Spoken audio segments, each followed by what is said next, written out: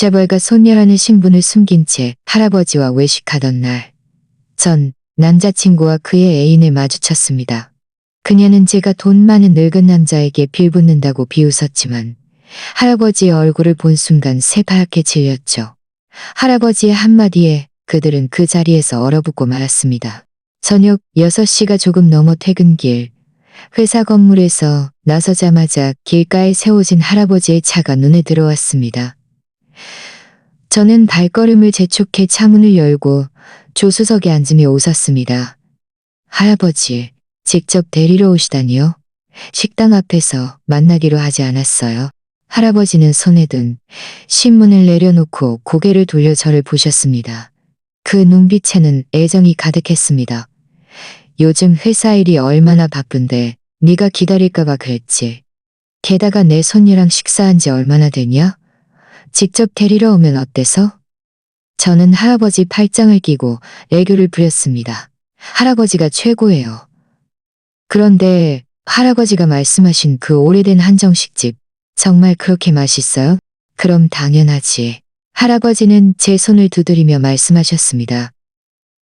네 할아버지의 오랜 친구가 하는 곳인데 정말 정갈하고 맛있어. 우리가 어릴 때 먹던 그 맛 그대로라니까. 내가 특별히 미리 자리도 예약해뒀으니 분명 좋아할 거야. 저는 고개를 끄덕였습니다. 마음 한구석이 따뜻해졌습니다. 할아버지는 태성그룹의 회장님이십니다. 태성그룹은 전국적으로 손꼽히는 상장 기업이죠. 할아버지가 쥐고 있는 권력과 재산은 많은 사람들이 평생을 노력해도 넘볼 수 없는 것이었습니다. 하지만 제 앞에서는 단 한 번도 높으신 회장님이 아닌 그저 저를 사랑하는 할아버지일 뿐이었습니다. 저는 어릴 때부터 할아버지께 겸손해야 하고 집안 배경을 내세우지 말아야 한다고 배웠습니다. 그래서 학창 시절에도 직장 생활에서도 저는 재벌가 손녀라는 신분을 숨겼습니다. 평범한 다른 여성들처럼 제 노력으로 스스로의 길을 개척하며 살았습니다. 지금은 한 디자인 회사에서 디자이너로 일하고 있는데 주변 동료들이나 친구들은 아무도 제 진짜 배경을 모릅니다. 차가 부드럽게 달리는 동안 할아버지가 갑자기 물으셨습니다. 요즘 일은 어떠니? 누가 너를 괴롭히지는 않니? 저는 웃으며 대답했습니다. 걱정 마세요, 할아버지. 일 잘하고 있어요. 동료들도 다 잘 챙겨주고 아무도 저를 괴롭히지 않아요. 오히려 할아버지는 요즘 회사 일이 많이 바쁘신가 봐요. 며칠 사이에 좀 마르신 것 같아요. 바쁘긴 좀 바쁘지. 하지만 다 중요한 일이야. 할아버지는 한숨을 쉬셨습니다. 최근에 회사가 신규 프로젝트를 추진 중인데 여러 부서가 관련되어 있어. 어제도 몇몇 부서장들이 와서 진행 상황을 보고했지. 그중 이준영이라는 젊은 친구가 마케팅부 차장인데 보고할 때 어찌나 말을 더듬고 데이터를 제대로 설명하지 못하는지 누가 봐도 일을 제대로 안 한 티가 나더구나. 이준영이라는 이름을 듣자마자 제 마음이 철렁 내려앉았습니다. 손에 든 컵을 잠시 멈칫했습니다. 이준영은 다름 아닌 제 전 남자친구였습니다. 그가 할아버지 회사에 다니고 있을 줄이야. 그것도 마케팅부 차장 자리에 있을 줄은 상상도 못했습니다. 할아버지는 제 이상한 기색을 눈치채지 못하고 계속 말씀하셨습니다. 요즘 젊은 사람들은 마음이 조급해서 편법만 찾으려 하고 묵묵히 일하려 들지 않아. 내가 이미 비서에게 그 친구를 잘 지켜보라고 했으니 앞으로도 계속 일을 제대로 못 따라오면 따끔하게 혼을 내야 할 거야. 저는 억지로 웃으며 아무 말도 하지 않았습니다. 이준영을 생각하니 마음이 불편했습니다. 우리가 사귈 때 그는 제가 평범한 집안 출신이라 자기에게 도움이 안 된다며 늘 불편했습니다. 저와 함께하면 미래가 보이지 않는다고 했죠. 그러다 박서진이라는 여자를 알게 되었는데 그 여자가 집안에 돈이 좀 있다는 소리를 듣자마자 저에게 이별을 통보했습니다. 그리고는 박서진과 사귀기 시작했고 심지어 주변 사람들에게 자기가 더 좋은 상대를 찾았다고 떠벌리고 다녔습니다. 이런 생각들을 하니 속이 답답했습니다. 다행히 이제는 그를 완전히 잊었지만 이렇게 우연히 할아버지 회사에서 그를 마주치게 될 줄은 몰랐습니다. 할아버지는 제 안색이 좋지 않은 것을 보시고 걱정스럽게 물으셨습니다. 왜 그러니? 어디 안 좋니? 아니에요, 아니에요. 저는 급히 고개를 저었습니다. 아마 요즘 좀 피곤해서 그런가 봐요. 괜찮아요, 할아버지. 참, 우리 식당 거의 다 왔죠? 벌써 좀 배고파요. 할아버지는 창밖을 보시며 말씀하셨습니다. 거의 다 왔어. 앞에서 한 번만 꺾으면 돼. 저는 할아버지 시선을 따라 창밖을 보며 이준영에 대한 생각을 억지로 떨쳐내려 노력했습니다. 오늘은 할아버지와 식사하는 날이니 과거의 일로 기분을 망치고 싶지 않았습니다. 곧 차는 작은 골목으로 접어들었습니다. 골목 입구에는 그 오래된 한정식 집 간판이 걸려 있었는데 정겹고 소박한 느낌이었습니다. 할아버지 운전기사님이 차를 세우자마자 우리가 내리는 순간 뒤에서 익숙하면서도 귀에 거슬리는 목소리가 들려왔습니다. 제 마음이 철렁했습니다. 이 목소리는 너무나 익숙했습니다. 박서진이었습니다. 저는 무심코 발걸음을 멈추고 뒤를 돌아보았습니다. 골목 입구의 가로등 아래 한 남자와 한 여자가 서 있었습니다. 남자는 명품 캐주얼 차림의 훤칠한 키였습니다. 다름 아닌 제 전 남자친구 이준영이었습니다. 그의 옆에 서 있는 여자는 몸에 딱 붙는 원피스를 입고 화려한 화장을 한 채 그의 팔짱을 끼고 있었습니다. 박서진이었습니다. 이준영도 저를 발견했습니다. 그의 얼굴에 떠있던 미소가 순간 굳어졌고 눈빛에는 놀라움이 가득했습니다. 분명 여기서 저를 만날 거라고는 생각지 못했을 겁니다. 그의 옆에 있던 박서진은 그의 시선을 따라 저를 보더니 처음에는 잠시 멍해졌다가 이내 저를 위아래로 훑어보며 비웃는 듯한 미소를 지었습니다. 할아버지는 제 이상한 기색을 눈치채시고 제 시선을 따라 그들을 보셨습니다. 미간을 찌푸리며 나지막이 물으셨습니다. 지우야, 왜 그러니? 네, 알아요. 저는 마음속 불편함을 누르고 담담하게 말했습니다. 예전에 알던 친구들이에요. 저는 이런 자리에서 그들과 더 이상 얽히고 싶지 않았고 할아버지께 이준영과의 과거를 알려드려 걱정 끼치고 싶지도 않았습니다. 하지만 제가 얽히고 싶지 않다고 해서 상대방도 같은 생각을 하는 것은 아니었습니다. 박서진은 이준영의 손을 잡고 성큼성큼 다가오더니 일부러 목소리를 높여 주변 사람들이 다 듣도록 말했습니다. 어머, 이거 김지우 씨 아니세요? 오랜만이네요. 여기서 만나다니. 저는 아무 말도 하지 않고 그저 담담하게 그를 바라보았습니다. 이준영의 눈빛은 복잡했습니다. 저를 보았다가 제 옆에 서 있는 할아버지를 보았다가 입술을 달싹이며 뭔가 말하려는 듯했지만 결국 입을 열지 못했습니다. 할아버지는 이준영과 박서진을 위아래로 훑어보셨습니다. 그 눈빛에는 날카로운 탐색이 담겨 있었습니다. 평생을 살아오시면서 온갖 종류의 사람들을 만나보신 할아버지는 박서진의 눈에 담긴 비웃음과 격려를 한눈에 알아차리셨습니다. 이 친구는 누구니? 할아버지는 이준영을 가리키며 제게 고개를 돌려 물으셨습니다. 제가 입을 열기도 전에 박서진이 먼저 끼어들었습니다. 이분은 제 남자친구 이준영이에요. 김지우 씨, 이 노인분은 누구세요? 설마 당신이 새로 사귄 남자친구는 아니시겠죠? 그녀의 말은 조롱으로 가득했고 제 시선은 저와 할아버지 사이를 오가며 그 속뜻을 노골적으로 드러냈습니다. 제 마음속에서 화가 치밀어 올랐습니다. 막 반박하려는데 할아버지가 제 손을 잡으셨습니다. 할아버지는 제 손을 두드리며 제게 진정하라는 듯한 신용을 하셨습니다. 그리고 박서진을 향해 담담한 어조로 말씀하셨습니다. 아가씨, 말에는 분수가 있는 법이란다. 나는 이 아이의 할아버지다. 할아버지요. 박서진은 잠시 멍해졌다가 이내 세상에서 가장 재미있는 이야기를 들은 듯 웃음을 터뜨렸습니다. 어머, 할아버지셨네요. 저는 또. 그녀는 말을 끝맺지 않았지만 그 어조에 담긴 조롱은 누가 들어도 알 수 있었습니다. 이준영은 미간을 찌푸리며 박서진의 발을 잡아당기며 나지막이 말했습니다. 서진아, 함부로 말하지 마. 내가 뭘 함부로 말해? 박서진은 이준영의 손을 뿌리치며 불만스럽게 말했습니다. 당연한 거 아니야? 배경도 없는 평범한 애 옆에 갑자기 이렇게 나이 많은 할아버지가 서 있으면 누가 오해 안 하겠어? 게다가 요즘엔 이런 게 유행이잖아? 나이 많은 사람 만나면 몇 년 고생 덜 한다고. 저는 분노에 몸이 떨렸습니다. 할아버지가 제 손을 잡고 계시지 않았다면 정말 달려가서 그녀의 뺨을 때리고 싶었습니다. 이 박서진이라는 여자는 정말 너무했습니다. 저와 할아버지를 이렇게 모욕하다니요.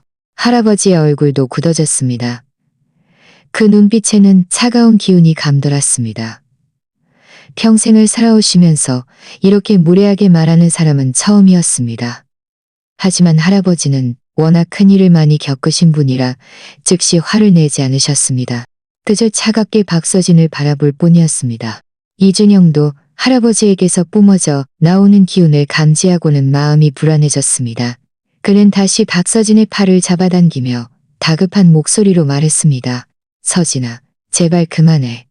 우리 밥 먹으러 가야지. 뭘 급해. 박서진은 이준영을 흘겨보더니 다시 저를 향해 스러운 미소를 지었습니다. 김지우 씨, 정말이지. 당신이 후원자를 찾고 싶으면 좀 젊은 사람을 찾아야 하는 거 아니야? 이렇게 나이 많은 사람을 찾으면 혹시라도 나중에 그분이 돌아가시면 당신은 허탕치는 거 아니겠어? 그녀의 말은 점점 더 심해졌습니다. 저는 더 이상 참을 수 없었습니다. 할아버지의 손을 뿌리치고 한 발 앞으로 나아가 그녀를 차갑게 노려보며 말했습니다. 박서진, 말 조심해. 내 할아버지가 어떤 분인지 당신이 여기서 손가락질할 처지가 아니야. 뭐야, 내 말이 맞으니까 화내는 거야? 박서진은 도발적으로 저를 보며 말했습니다. 나는 그저 당신에게 친절하게 충고해주는 것뿐이야. 봐봐, 당신 이렇게 평범하게 입은 거 나랑 비교도 안 되잖아? 나는 당신에게 현실을 똑바로 보라고 충고할게. 아무나 높은 곳에 오를 수 있는 게 아니라고. 이준영은 옆에 서서 얼굴이 굳어졌지만 끝까지 저를 위해 한마디도 하지 않았습니다. 그의 이런 모습을 보니 제 마음속 마지막 희망마저 완전히 부서졌습니다. 제가 과거에 정말 눈이 멀어 이런 사람과 사귀었다니. 바로 그때 이준영의 시선이 다시 할아버지에게로 향했습니다. 뭔가 갑자기 생각난 듯 그의 눈빛은 점점 더 놀라움으로 가득 찼고 얼굴은 서서히 새파랗게 변하기 시작했습니다. 저는 이준영의 이상한 기색을 눈치채지 못했습니다. 제 머릿속에는 온통 박서진이 방금 한 말들이 가득했습니다. 그녀는 저를 모욕했을 뿐만 아니라 제 할아버지를 저주했습니다. 이것은 제가 절대로 용납할 수 없는 일이었습니다. 박서진, 입 조심해. 저는 이를 악물고 말했습니다. 내 할아버지는 건강하시고 오래오래 사실 거야. 당신이 여기서 함부로 말할 자격 없어. 내가 뭘 틀렸다는 거야? 박서진은 아무렇지도 않은 표정으로 심지어 일부러 한 발 더 다가와 목소리를 낮춰 주변 사람들이 다 들을 수 있도록 말했습니다. 김지우 씨, 이제 그만 가식 덜지 마. 당신 이 노인분에게 빌붙으려는 거 아니야? 듣자 하니 당신 지금 작은 디자인 회사에서 일하면서 한 달에 몇 푼 벌지도 못한다며? 이런 노인분과 함께 있으면 적어도 먹고 사는 걱정은 없을 테고 혹시라도 좋은 거라도 얻을 수 있을지 누가 알아? 안 그래? 그녀의 말은 칼날처럼 제 마음에 박혔습니다. 저는 사람이 이렇게까지 뻔뻔할 수 있다는 것을 한 번도 생각해보지 못했습니다. 할아버지는 제 손을 꽉 쥐시며 진정하라는 듯 눈빛으로 저에게 신호를 보내셨습니다. 이런 사람과 논쟁하는 것은 스스로의 품위를 떨어뜨리는 일이라는 것을 할아버지는 아셨습니다. 하지만 박서진은 여기서 멈출 생각이 없어 보였습니다. 뭐야, 내 말이 맞아서 할 말 없는 거야. 박서진은 득이양양하게 웃었습니다. 하기야, 당신처럼 배경도 능력도 없는 여자는 남자에게 빌붙는 것 말고 뭘 할 수 있겠어? 그런데 말야, 당신 눈썰미는 정말 꽝이네. 설령 돈 많은 사람에게 빌붙을 거라도 좀 젊고 기운 넘치는 사람을 붙잡아야지. 적어도 보기에 좋잖아. 아마 매일 밤마다 할아버지가 드디어 입을 여셨습니다. 그의 목소리는 크지 않았지만 위험이 서려 있었습니다. 아가씨, 내가 몇 번이나 너를 용인한 것은 내가 만만해서가 아니야. 너 같은 사람과 시시비비를 가리고 싶지 않아서지. 하지만 네가 한 번만 더 함부로 말하면 내가 가만두지 않을 것이다. 박서진은 할아버지의 기세에 놀라 무심코 한 발 뒤로 물러섰습니다. 하지만 그녀는 곧 정신을 차리고는 자신이 기세에 밀리면 안 된다고 생각했습니다. 그래서 다시 가슴을 펴고 말했습니다. 뭐야, 내 말이 틀렸어. 당신 원래 나이 많잖아. 그런데 말도 못하게 해? 내가 보기엔 당신이야말로 찌르는 게 있는 것 같은데. 김지우 씨, 당신 저 늙은 망나니에게 빌붙은 거 혹시라도 그가 언제 갑자기 죽어버리면 당신은 기댈 곳이 없어질까봐 걱정되는 거 아니야? 늙은 망나니라는 이 글자는 비수처럼 제 귀에 박혔습니다. 저는 더 이상 감정을 주체할 수 없었습니다. 박서진에게 달려들어 따지려 했지만 할아버지가 저를 꽉 붙잡으셨습니다. 할아버지의 얼굴은 이미 완전히 굳어졌습니다. 그 눈빛은 사람을 얼어붙게 할 정도로 차가웠습니다. 70년 넘게 태성그룹을 수십 년간 이끌어오시면서 그 어떤 큰 풍파도 다 겪어오신 할아버지는 그 누구에게도 이렇게 무례한 말을 들어본 적이 없었고 이렇게 악독한 말로 욕을 들어본 적은 더더욱 없었습니다. 주변을 지나가던 사람들이 이미 발걸음을 멈추고 우리 쪽을 호기심 어린 눈으로 보고 있었습니다. 박서진은 사람들이 모여드는 것을 보자 오히려 더욱 기세등등해졌습니다. 그녀는 일부러 목소리를 높여 말했습니다. 여러분, 이리 와서 보세요. 이 여자가 돈 때문에 늙은 망나니에게 빌붙었는데 제가 그걸 폭로하니까 사람을 때리려고 하네요. 이준영은 옆에 서서 얼굴이 종이장처럼 새파랗게 질려 있었고 온몸이 미세하게 떨리고 있었습니다.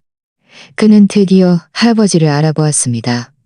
어제 회의실에서 그의 보고를 들으며 그를 긴장시켜 손에 땀을 쥐게 했던 바로 태성그룹의 회장님이었습니다. 그는 김지우가 회장님의 친손녀일 줄은 상상도 못했습니다. 어쩐지 할아버지의 기세가 그렇게 날카롭다 했습니다. 이준영의 마음은 공포와 후회로 가득 찼습니다. 공포는 그와 박서진이 방금 한 모든 말이 회장님 귀에 들어갔다는 사실 때문이었습니다. 회장님이 어떤 분입니까? 한마디로 그의 생사를 결정할 수 있는 분이었습니다. 태성그룹에서의 그의 직장, 그가 어렵게 얻은 모든 것이 오늘 일 때문에 한숨나라는 것이 얻은 모든 것이었습니다. 후에는 그가 김지우가 평범한 집안 출신이라는 이유로 헤어져서는 이제는 이유로 헤어져서는다.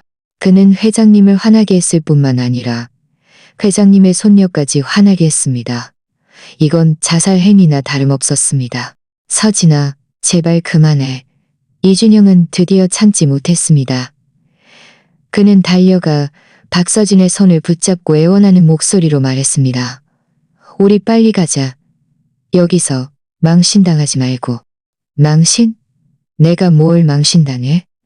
박서진은 이준영의 손을 뿌리치며 불만스럽게 말했습니다. 망신당한 건 그 김지우가 돈 많은 남자에게 빌붙은 거지. 나는 지금 하늘의 뜻을 대신해서 그의 진짜 얼굴을 폭로하는 것뿐이야. 닥쳐. 이준영은 애가 타서 당장이라도 뛰어오를 듯 했습니다. 그는 정말 박서진의 입을 틀어막아 더 이상 아무 말도 못하게 하고 싶었습니다. 하지만 박서진은 그의 애타는 마음을 전혀 이해하지 못했고 오히려 그가 김지우를 두려워한다고 생각했습니다. 박서진은 고개를 돌려 저를 보며 경멸하는 눈빛으로 말했습니다. 김지우 씨, 당신 전 남자친구조차 당신이 망신스럽다고 생각하잖아. 나는 당신에게 이 늙은 망나니와 빨리 헤어지고 제대로 된 직장을 찾아서 사는 게 낫다고 충고할게. 이런 비현실적인 꿈은 그만 꾸라고.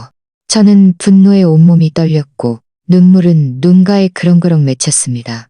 억울해서가 아니라 분노 때문이었습니다. 박서진이 이렇게까지 악독할 줄은 상상도 못했습니다. 할아버지는 제 등을 가볍게 토닥이며 위로하셨습니다. 지우야, 화내지 마. 저런 사람 때문에 화낼 가치도 없어.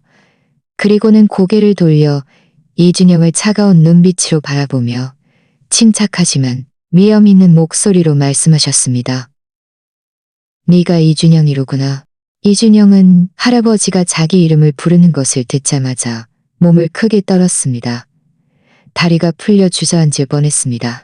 그는 고개를 들어 할아버지를 바라보며 입술을 부들부들 떨었지만 아무 말도 할 수 없었습니다. 박서진은 이준영의 이런 모습을 보고는 의아해했습니다. 그녀는 이준영의 팔을 잡아당기며 물었습니다. 준영 씨, 왜 그래? 이 노인분을 아는 사람이야? 이준영은 박서진의 질문에 대답하지 않았습니다. 그의 시선은 할아버지에게 고정되어 있었고 마음은 공포로 가득했습니다. 그는 이제 진정한 폭풍이 몰아칠 것이라는 것을 알았습니다. 이준영의 얼굴은 종이장처럼 창백했고 이마에는 식은땀이 비오듯 흘러내렸습니다. 그는 할아버지를 바라보며 한참을 입술을 달싹이다가 겨우 더듬거리는 말을 쥐어짜냈습니다. 회장님, 어찌 여기에 계십니까? 회장님?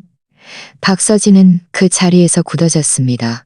얼굴에 떠있던 기세등등한 표정이 순식간에 사라졌고 의아한 눈으로 이준영을 바라보았습니다. 준영 씨, 무슨 말 하는 거야? 무슨 회장님? 그녀는 자신이 늙은 망난이라고 욕했던 이 노인분이 회장님일 줄은 전혀 예상하지 못했습니다. 그녀의 눈에는 할아버지가 그저 평범한 양복 차림에 평범한 은퇴 노인처럼 보였을 뿐 전혀 대단한 인물 같지 않았습니다. 할아버지는 박서진에게는 아무런 반응도 하지 않으시고 시선은 여전히 이준영에게 고정된 채 차가운 목소리로 말씀하셨습니다. 내가 여기에 있으면 안 되는 이유라도 있나? 아니면 여기가 네가 운영하는 곳이라 너만 올 수 있다는 말이냐? 아닙니다, 회장님. 그런 뜻이 아닙니다. 이준영은 급히 고개를 저었습니다. 허리는 무의식적으로 굽어졌고 마치 잘못한 초등학생처럼 공손한 태도를 보였습니다. 저는 그저 여기서 회장님을 뵐 줄은 생각 못해서 좀 놀랐을 뿐입니다. 주변에 모여있던 사람들도 뭔가 심상치 않다는 것을 눈치채고는 수군거리기 시작했습니다. 회장님이라고? 저 노인분이 회장님이라고? 젊은 사람들 반응을 보니 저 노인분 신분이 보통이 아닌가 봐. 아까 그 여자가 저분을 늙은 망난이라고 욕했는데 이제 큰일 났겠다. 박서진은 주변 사람들의 수군거림을 듣고는 드디어 조금 불안해졌습니다. 그녀는 이준영의 발을 잡아당기며 나지막이 물었습니다. 준영 씨, 대체 무슨 일이야? 그분 대체 누구야? 무슨 회장님인데? 이준영은 지금 박서진에게 신경 쓸 겨를이 없었습니다. 그의 머릿속에는 온통 할아버지의 분노를 어떻게 가라앉힐지에 대한 생각뿐이었습니다.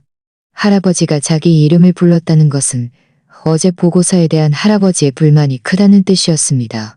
게다가 이제 그와 박서진의 말도 안 되는 말들까지 들으셨으니 그의 직장은 분명히 지킬 수 없을 것이었습니다.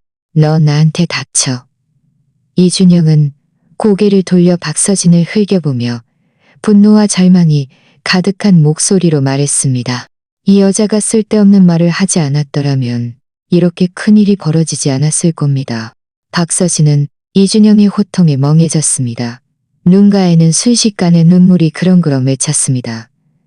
그녀는 이준영이 이렇게 자신에게 화내는 것을 본 적이 없었기에 억울하고 화가 났습니다.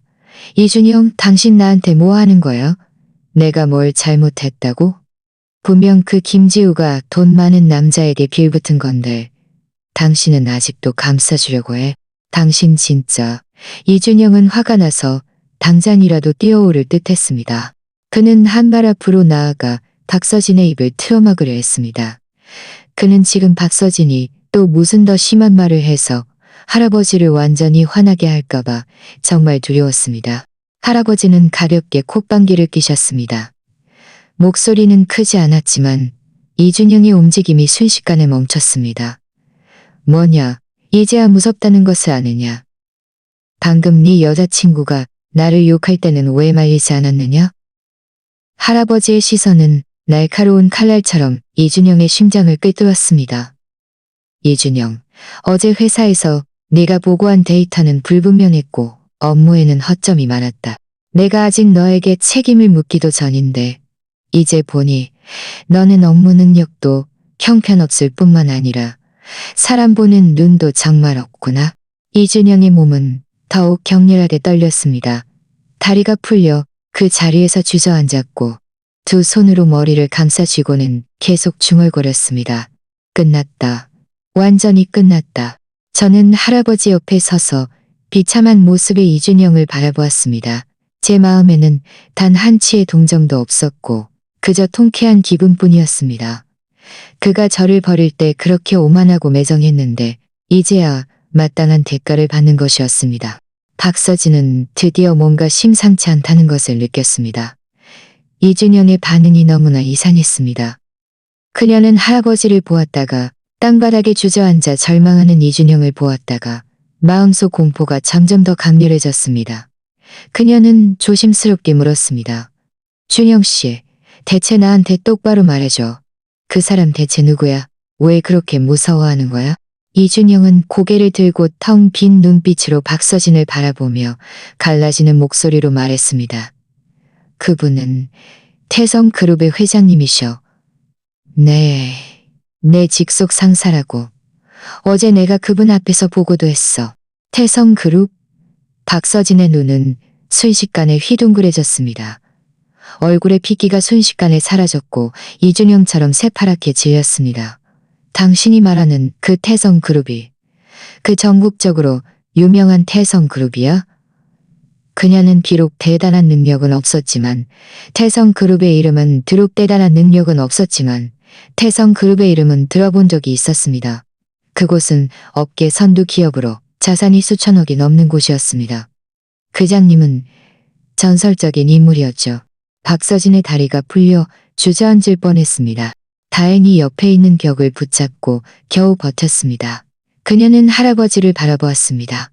그 눈빛에는 공포와 후회가 가득했고 방금 전의 오만함과 득이한 향함은 이미 흔적도 없이 사라졌습니다.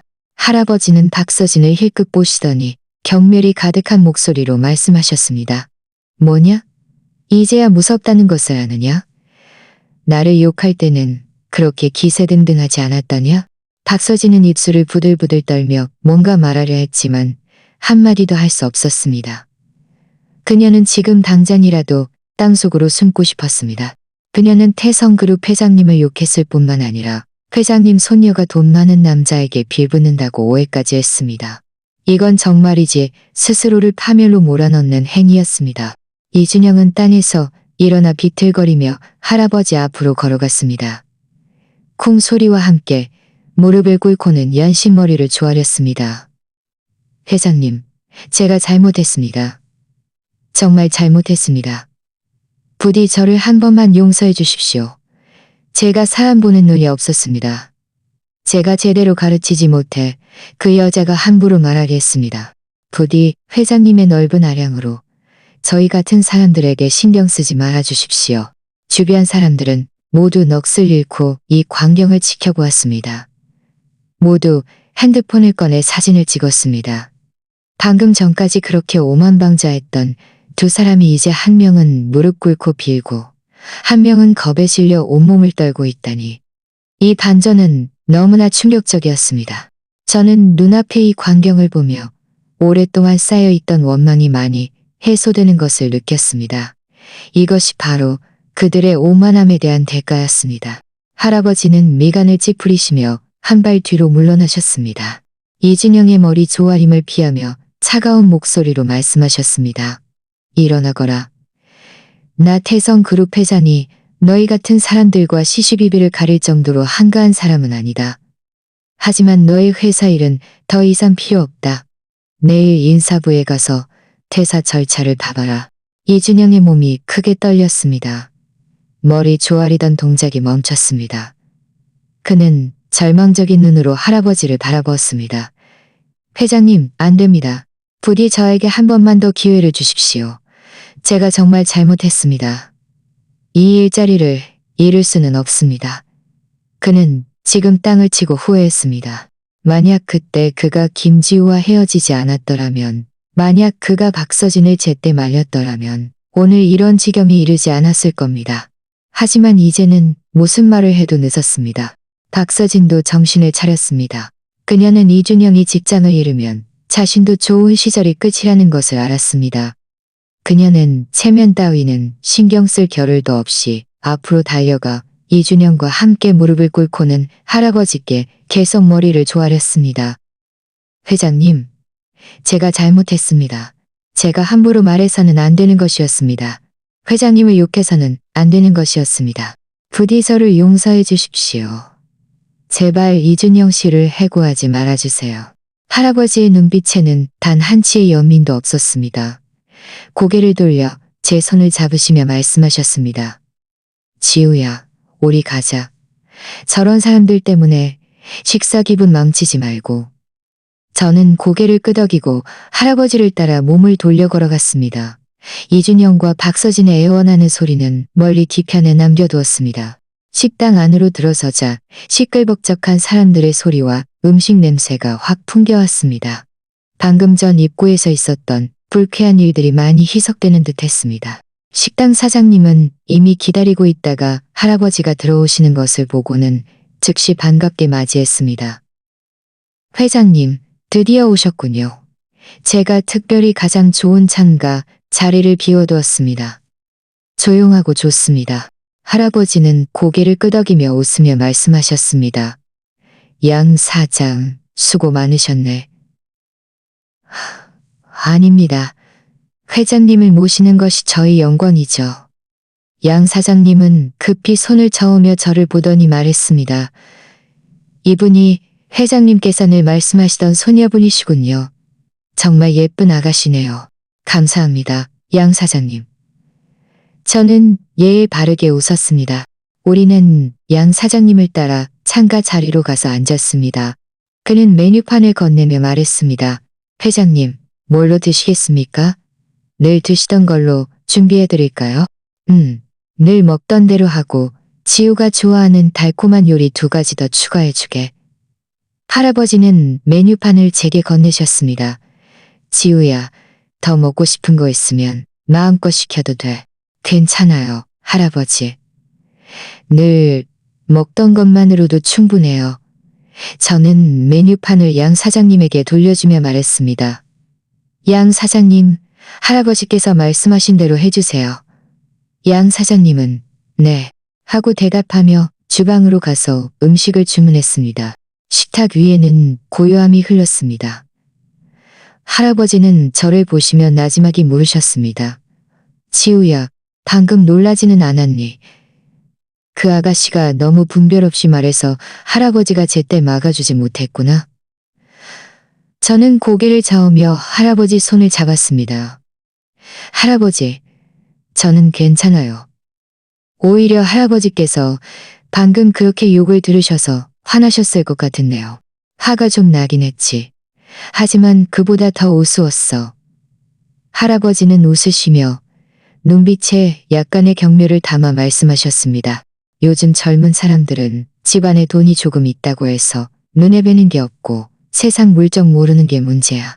자기가 태산그룹에 다니는 남자친구를 찾았다고 대단하다고 생각하겠지만 자기 남자친구의 목줄이 내 한마디에 달린 줄도 모르고 말이야.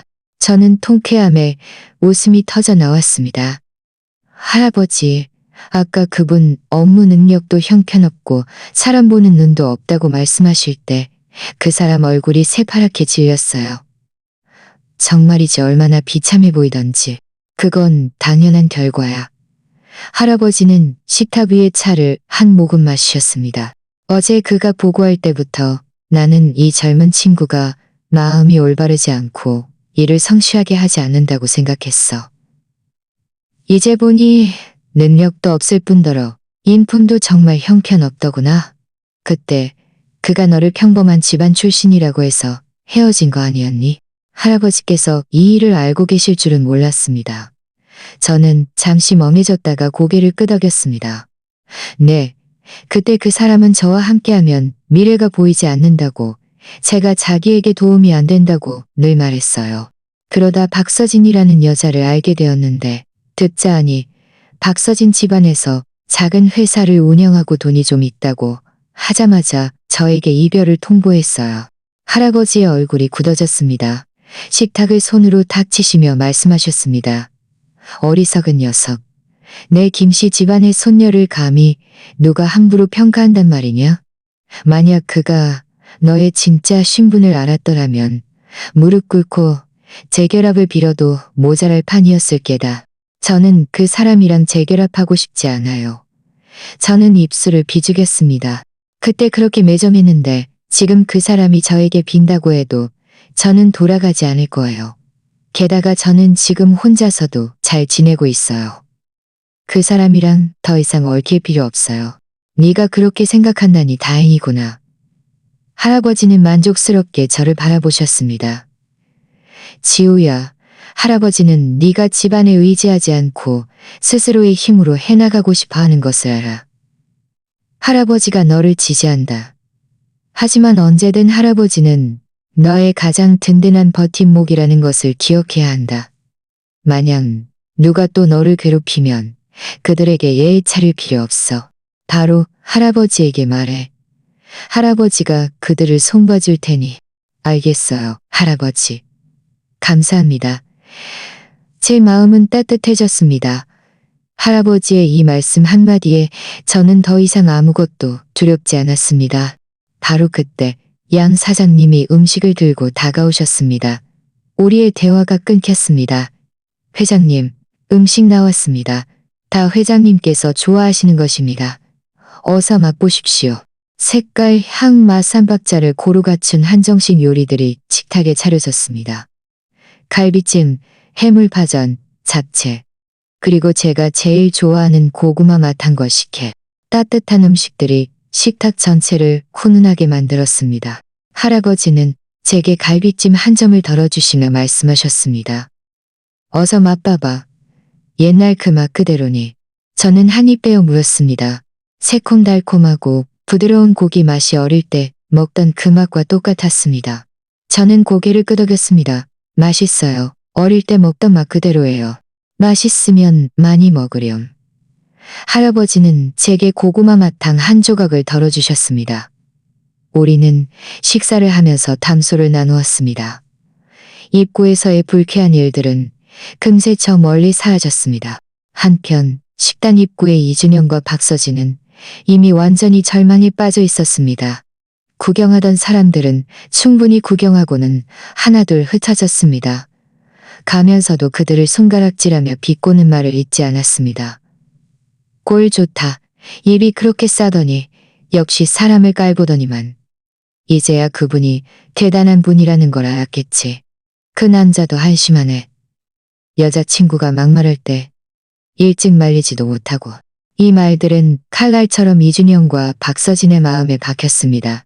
이준영은 땅바닥에 주저앉아 텅 빈 눈빛으로 계속 중얼거렸습니다. 직장도 잃었어. 모든 걸 잃었어. 박서진도 드디어 공포에서 벗어나 정신을 차렸습니다. 그녀는 일어나 이준영의 팔을 붙잡고 분노에 찬 목소리로 소리쳤습니다. 이준영, 다 당신 때문이야. 왜 나한테 일찍 말해주지 않았어? 그 사람이 태성그룹 회장님이라는 걸? 당신이 일찍 말해줬더라면 내가 어떻게 그런 말을 했겠어? 이제 꼴 좋게 당신 직장도 잃고 우리 좋은 시절도 끝났잖아. 당신은 아직도 날 탓할 염치가 있어. 이준영은 휙 하고 그녀의 손을 뿌리치며 분노에 찬 눈빛으로 말했습니다. 당신이 쓸데없는 말을 하지 않았더라면, 당신이 먼저 김지우를 건드리지 않았더라면 어떻게 이렇게 큰일이 벌어졌겠어? 당신이 내 모든 걸 망쳤어. 내가 당신 모든 걸 망쳤다고? 박서진은 분노에 몸이 떨렸습니다. 나도 당신을 위해서 그랬던 거 아니야? 나는 김지우가 배경 없는 평범한 애인 줄 알았는데 좀 괴롭히면 어때? 누가 알았겠어. 그 애가 회장님 손녀일 줄은. 이걸 나를 탓할 수 있어? 탓하려면 김지우를 탓해야지. 왜 신분을 숨긴 거야? 우리를 비웃으려고 일부러 그런 거 아니야? 당신 정말 말이 안 통하는군. 이준영은 벌떡 일어나 박서진의 뺨을 때렸습니다. 짝! 하는 소리가 날카롭게 울렸습니다. 박서진은 맞고 멍해졌습니다. 뺨을 감싸쥐고 믿을 수 없다는 듯 이준영을 바라보았습니다. 당신이 나를 때렸어? 때리면 어때서? 이준영은 지금 분노로 가득 차서 어디에 화풀이할 곳이 없었습니다. 박서진의 말은 그의 분노에 기름을 부었습니다. 내가 말이야, 박서진, 우리 끝났어. 말을 마친 이준영은 뒤돌아 걸어갔습니다. 박서진은 혼자 그 자리에 서서 화나고 원망스러워 눈물을 멈출 수 없었습니다. 그녀는 멀어지는 이준영의 뒷모습을 바라보며 마음속에 절망이 가득 찼습니다. 그녀는 이준영에게 의지해서 좋은 삶을 살고 싶었지만 이제 이준영은 직장도 잃고 그녀와 헤어지기까지 했습니다. 그녀의 모든 것이 물거품이 된 것이었습니다. 이때 식당 안에서 저와 할아버지는 이미 식사를 마쳤습니다. 할아버지는 계산을 마치고 제 손을 잡으며 말씀하셨습니다. 지우야, 할아버지랑 회사로 가자. 비서에게 이준영의 자료를 가져다 달라고 해서 네가 한번 봐봐. 네가 그때 어떤 사람과 사귀면서 눈이 멀었었는지 똑똑히 알게 될 거야. 저는 잠시 생각하다가 고개를 끄덕였습니다. 좋아요, 할아버지. 저도 그 사람이 회사에서 대체 어떤 사람이었는지 보고 싶어요. 저는 할아버지께서 제가 과거를 완전히 잊기를 바라신다는 것을 알았습니다. 할아버지가 옆에서 저를 지지해 주시니 제 마음은 든든해졌습니다. 이준영이 직장을 잃은 후에 얼마나 더 오만할 수 있을지 제가 직접 보리라 생각했습니다. 저와 할아버지가 식당을 나설 때 골목 입구에는 이미 이준영과 박서진의 모습이 보이지 않았습니다. 아마도 싸우고 각자 흩어졌을 겁니다. 제 마음에는 단 한치의 파동도 없었습니다. 저에게 그들은 이미 아무 상관없는 사람들이었습니다. 할아버지 운전기사님이 이미 차를 대놓고 공손하게 차 문을 열어주셨습니다. 회장님, 김지우 아가씨, 타십시오. 저는 할아버지를 부축해 차에 태우고 저도 따라 앉았습니다. 차는 골목을 벗어나 태성그룹 방향으로 부드럽게 달렸습니다. 차 안에서 할아버지는 비서에게 전화를 걸어 단호한 목소리로 말씀하셨습니다. 김 비서, 마케팅부 이준영의 모든 자료를 정리해서 내 사무실로 가져다 놓아. 입사 정보, 업무 실적, 최근 프로젝트 보고서, 그리고 어제 보고서까지 전부 내가 돌아가서 확인해야 하니. 그리고 인사부에는 내일 아침 일찍 이준영의 퇴사 절차를 진행하라고 통보해. 더 이상 그에게 어떤 기회도 주지 마. 전화 저편의 김 비서는 급히 대답했습니다. 네, 회장님. 바로 조치하겠습니다. 전화를 끄는 할아버지는 저를 보시며 말씀하셨습니다. 지우야, 회사에 도착해서 그의 자료를 보면 네가 그때 얼마나 허송세월했는지 알게 될 거야. 태성그룹은 원래 게으른 사람을 두지 않아. 그처럼 능력 없고 인품도 나쁜 자는 진작에 해고되었어야 했어. 네, 알겠어요, 할아버지. 저는 고개를 끄덕였습니다. 사실 저는 이준영의 자료에 별 관심이 없었습니다. 그저 할아버지께서 제가 과거를 완전히 잊었다는 것을 안심시켜드리고 싶었을 뿐입니다. 한편 이준영은 식당을 떠난 후 집으로 가지 않고 술집을 찾아 혼자 술을 마셨습니다. 그는 생각할수록 분하고 후회스러웠습니다. 그는 태성그룹에서 5년간 고생하며 어렵게 마케팅부 차장 자리까지 올랐습니다. 월급도 수백만 원이었고 각종 복리후생도 좋았습니다. 이제 박서진의 한마디 때문에 모든 것이 사라졌습니다. 그는 핸드폰을 들어 박서진에게 전화를 걸었습니다. 목소리에는 분노가 가득했습니다. 박서진, 너 지금 어디야?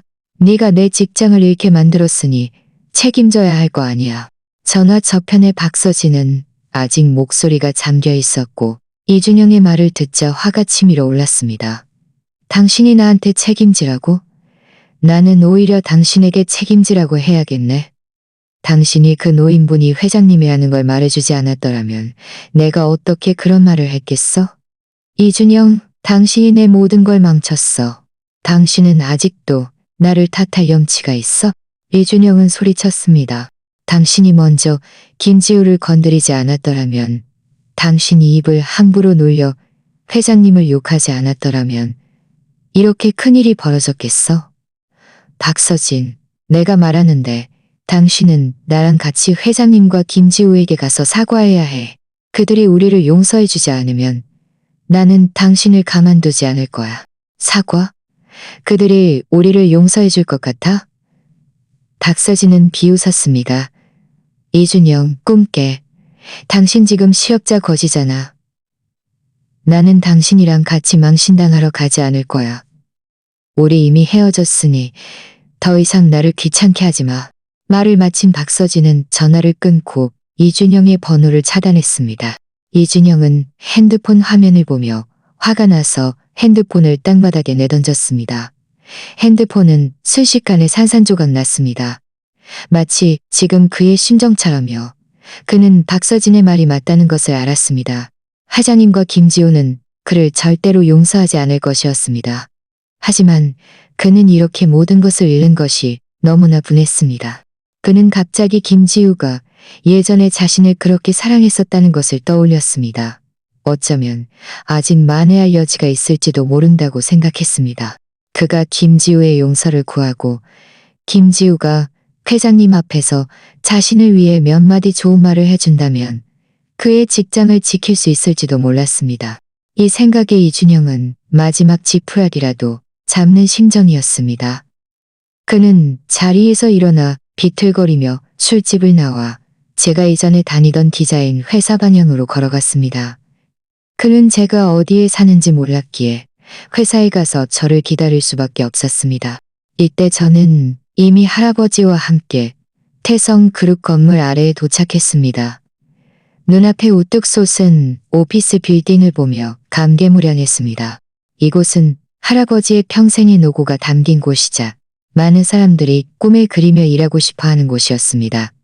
하지만 이준영은 그 소중함을 모르고 스스로 자신의 직장을 잃었습니다. 할아버지는 제 손을 잡고 오피스 빌딩으로 걸어 들어갔습니다.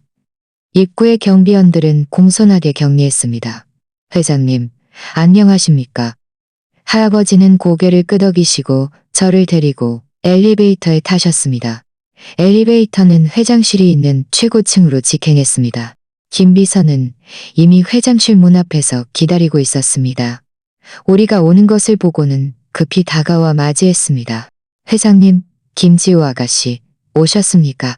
이준영의 자료는 이미 정리해 두었습니다. 회장님 책상 위에 있습니다.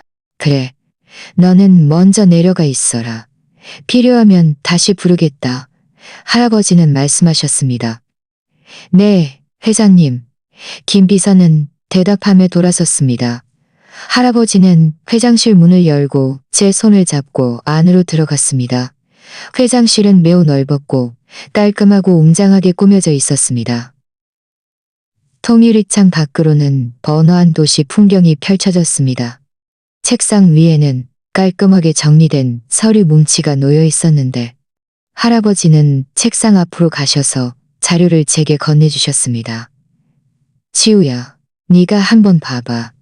저는 자료를 받아들고 앉아 천천히 살펴보았습니다. 이준영의 입사 정보에는 그가 5년 전 캠퍼스 채용을 통해 태성그룹에 입사했다는 내용이 나와 있었습니다. 처음에는 마케팅부의 평범한 직원에 불과했지만 말솜씨가 좋고 상사에게 잘 보여서 서서히 승진한 것이었습니다. 그의 업무 실적을 보니 대부분 작은 프로젝트들이었고 심지어 많은 프로젝트에서 허점이 발견되었습니다. 고객 불만도 적지 않았습니다. 특히 최근 한 프로젝트에서는 그의 잘못된 의사결정으로 회사에 적지 않은 손실을 입혔습니다. 어제 보고서는 더 심했습니다. 데이터는 엉망진창이었고 논리는 뒤죽박죽이라 전문성이라고는 찾아볼 수 없었습니다. 저는 볼수록 화가 났습니다. 이준영이 회사에서 줄곧 이렇게 허송세월하고 있었다니. 그는 평소 저 앞에서 그렇게 노력하고 의욕적인 척했지만 모두 가짜였습니다. 어떠니? 뭔가 알아챘느냐? 할아버지는 제 옆으로 다가와 물으셨습니다. 네. 저는 자료를 책상 위에 놓으며 차가운 목소리로 말했습니다. 그 사람은 그저 허송세월하고 있었을 뿐이에요. 진정한 능력은 하나도 없어요. 이런 사람은 태성그룹에 있을 자격이 없어요. 네가 그렇게 생각한다니 다행이구나. 할아버지는 웃으셨습니다. 그러니까 그때 그가 너를 버린 것은 오히려 너에게 좋은 일이었어. 저런 사람과 함께 있었다면 네 인생만 낭비했을 게다. 바로 그때 할아버지의 핸드폰이 울렸습니다. 김 비서에게서 온 전화였습니다. 할아버지는 전화를 받으셨습니다. 여보세요? 무슨 일이지? 전화 저편의 김 비서는 약간 난감한 목소리였습니다. 회장님, 이준영이 지금 김지호 아가씨가 예전에 다니던 디자인 회사 앞에서 소란을 피우고 있습니다. 김지호 아가씨에게 사과하고 싶다고 하면서 김지호 아가씨가 나오지 않으면 떠나지 않겠다고 합니다. 디자인 회사 사람들이 그를 막지 못하고 김지호 아가씨에게 전화도 안 돼서 저에게 전화했습니다. 저와 할아버지는 서로를 바라보았습니다. 이준영이 이렇게 끈질기게 얽혀올 줄은 상상도 못했습니다. 할아버지의 얼굴이 굳어졌습니다. 차가운 목소리로 말씀하셨습니다. 정말 분수도 모르는 녀석이군. 김 비서, 지금 당장 사람을 보내서 그를 쫓아내. 만약 그가 또 소란을 피우면 바로 경찰에 신고해. 네, 회장님. 바로 조치하겠습니다. 김 비서는 대답했습니다. 전화를 끄는 할아버지는 저를 보시며 말씀하셨습니다. 지우야, 걱정 마. 할아버지가 이미 사람을 보내서 처리하도록 했다. 앞으로 그가 또 너를 귀찮게 하면 할아버지가 절대로 가만두지 않을 것이다. 저는 고개를 끄덕였습니다. 이준영에 대한 제 마음속 마지막 기대마저 완전히 부서졌습니다. 그가 이렇게까지 비굴할 줄은 정말 몰랐습니다. 직장 하나 때문에 이렇게 끈질기게 얽혀오는 짓을 하다니. 할아버지는 제 어깨를 토닥이셨습니다. 됐어. 이런 불쾌한 일은 생각하지 마. 자료도 다 봤으니 마음속에서도 완전히 잊었을 테지. 자, 할아버지가 너를 데리고 회사 여러 부서를 둘러보게 해줄게. 환경이 익숙해지도록. 나중에 네가 회사에 다니고 싶으면 언제든 할아버지는 환영한다. 저는 웃었습니다. 좋아요, 할아버지. 하지만 저는 아직 밖에서 더 많은 경험을 쌓고 싶어요. 제가 충분히 훌륭해졌다고 생각할 때 다시 돌아와서 할아버지를 돕겠습니다. 좋아, 할아버지가 너를 지지한다. 할아버지는 만족스럽게 저를 바라보셨습니다. 네가 어떤 결정을 하든 할아버지는 언제나 너의 가장 든든한 버팀목이야.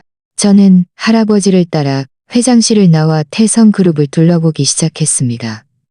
회사 안에서 바쁘고 질서정연하게 일하는 직원들을 보며 이 회사를 위해 할아버지가 바치신 모든 것을 보며 저는 마음속으로 다짐했습니다. 앞으로 반드시 스스로를 발전시켜 할아버지의 기대를 저버리지 않겠다고. 그리고 이준영과 박서진, 그들의 결말은 모두 그들 스스로가 자초한 것이니 제가 더 이상 그들에게 어떤 시간과 감정도 낭비할 가치가 없었습니다. 할아버지를 따라 태성그룹을 둘러보면서 각 부서의 체계적인 업무 분위기를 보고 할아버지께서 각 부서장의 이름을 능숙하게 부르며 업무 진행 상황을 물으시는 것을 들으며 제 마음속 할아버지에 대한 존경심은 더욱 커졌습니다. 할아버지가 태성그룹을 이렇게 크게, 이렇게 훌륭하게 만드신 것은 단지 운이 좋아서가 아니라 그의 노력과 선견지명 덕분이었습니다. 마케팅부가 있는 층이 이르자 저는 무심코 발걸음을 늦췄습니다. 이곳은 이준영이 일했던 곳이었습니다. 그가 예전에 여기서 허송세월하고 노력하는 척했던 모습을 생각하니 제 마음속에는 비웃음이 일었습니다. 마케팅부 부서장은 할아버지를 보자마자 즉시 다가와 공손하게 말했습니다. 회장님, 안녕하십니까? 요즘 부서 업무는 어떠니? 할아버지는 고개를 끄덕이며 물으셨습니다. 모든 것이 순조롭습니다, 회장님. 다만 어제 이 차장의 보고서에 약간 문제가 있어서 저희가 오늘 그와 소통하여 프로젝트 세부 사항을 다시 정리할 계획이었습니다. 부서장은 약간 망설이는 듯한 목소리로 말했습니다. 분명 이준영이 이미 해고되었다는 소식을 아직 모르는 듯했습니다. 할아버지는 차갑게 콧방귀를 뀌셨습니다. 소통할 필요 없다. 이준영은 이미 해고되었다. 내일 퇴사 절차를 밟으러 올 것이다.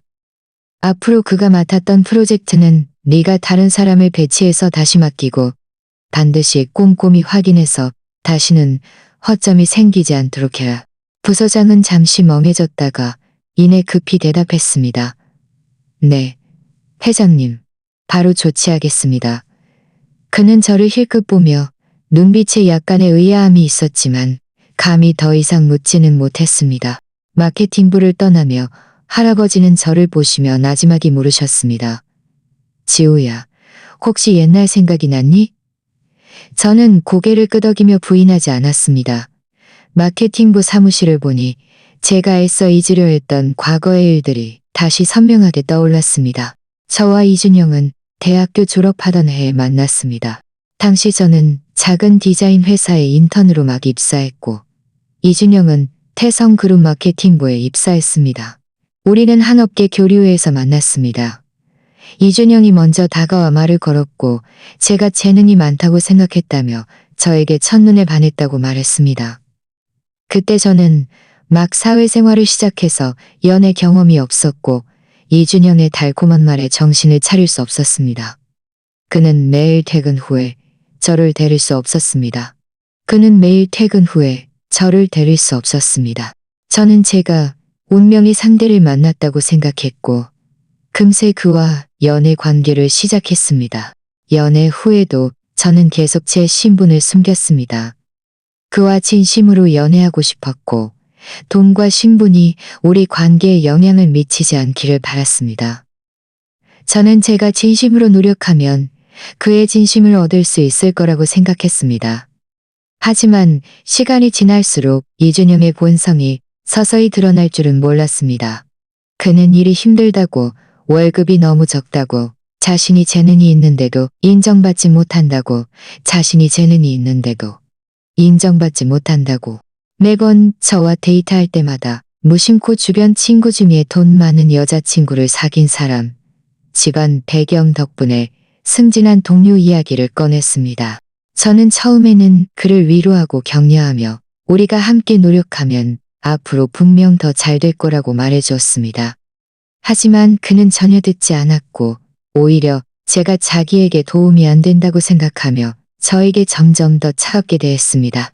한 번은 제 생일이었는데 저는 정성껏 선물을 준비하고 그와 함께 즐거운 시간을 보내고 싶었습니다. 그런데 그는 아주 늦게 나타났고 몸에서는 향수 냄새가 났습니다. 제가 어디에 다녀왔냐고 묻자 그는 짜증스럽게 고객과 접대했다고 말했습니다. 하지만 그의 옷에서 제 것이 아닌 긴 머리카락을 발견했습니다. 저는 그때 그가 바람 피웠다는 것을 의심했지만 혹시 제가 너무 과민하게 생각하는 건 아닐까 하는 희망을 버리지 못했습니다. 나중에 그의 핸드폰에서 그와 박서진의 채팅 기록을 발견할 때까지요. 그 애매한 대화들, 그 데이트 사진들은 칼날처럼 제 마음을 아프게 했습니다. 저는 핸드폰을 들고 그에게 따져 물었습니다. 그는 처음에는 변명하려 했지만 제가 증거를 들이대자 아예 막 나가는 식으로 저에게 이별을 통보했습니다. 김지우, 우리 안 맞아. 이준현의 목소리는 차가웠고 미련이라고는 찾아볼 수 없었습니다.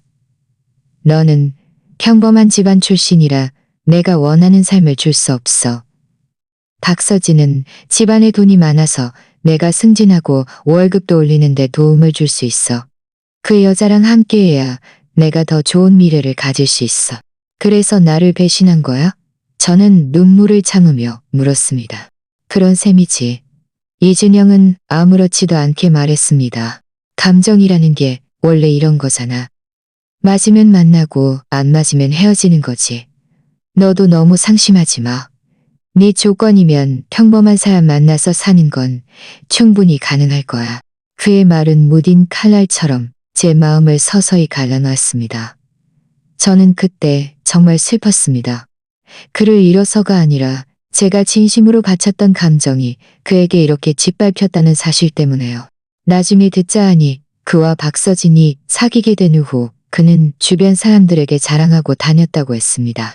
자기가 돈 많고 예쁜 여자친구를 찾았다고 하면서 제가 자기에게 어울리지 않는다고도 말했습니다.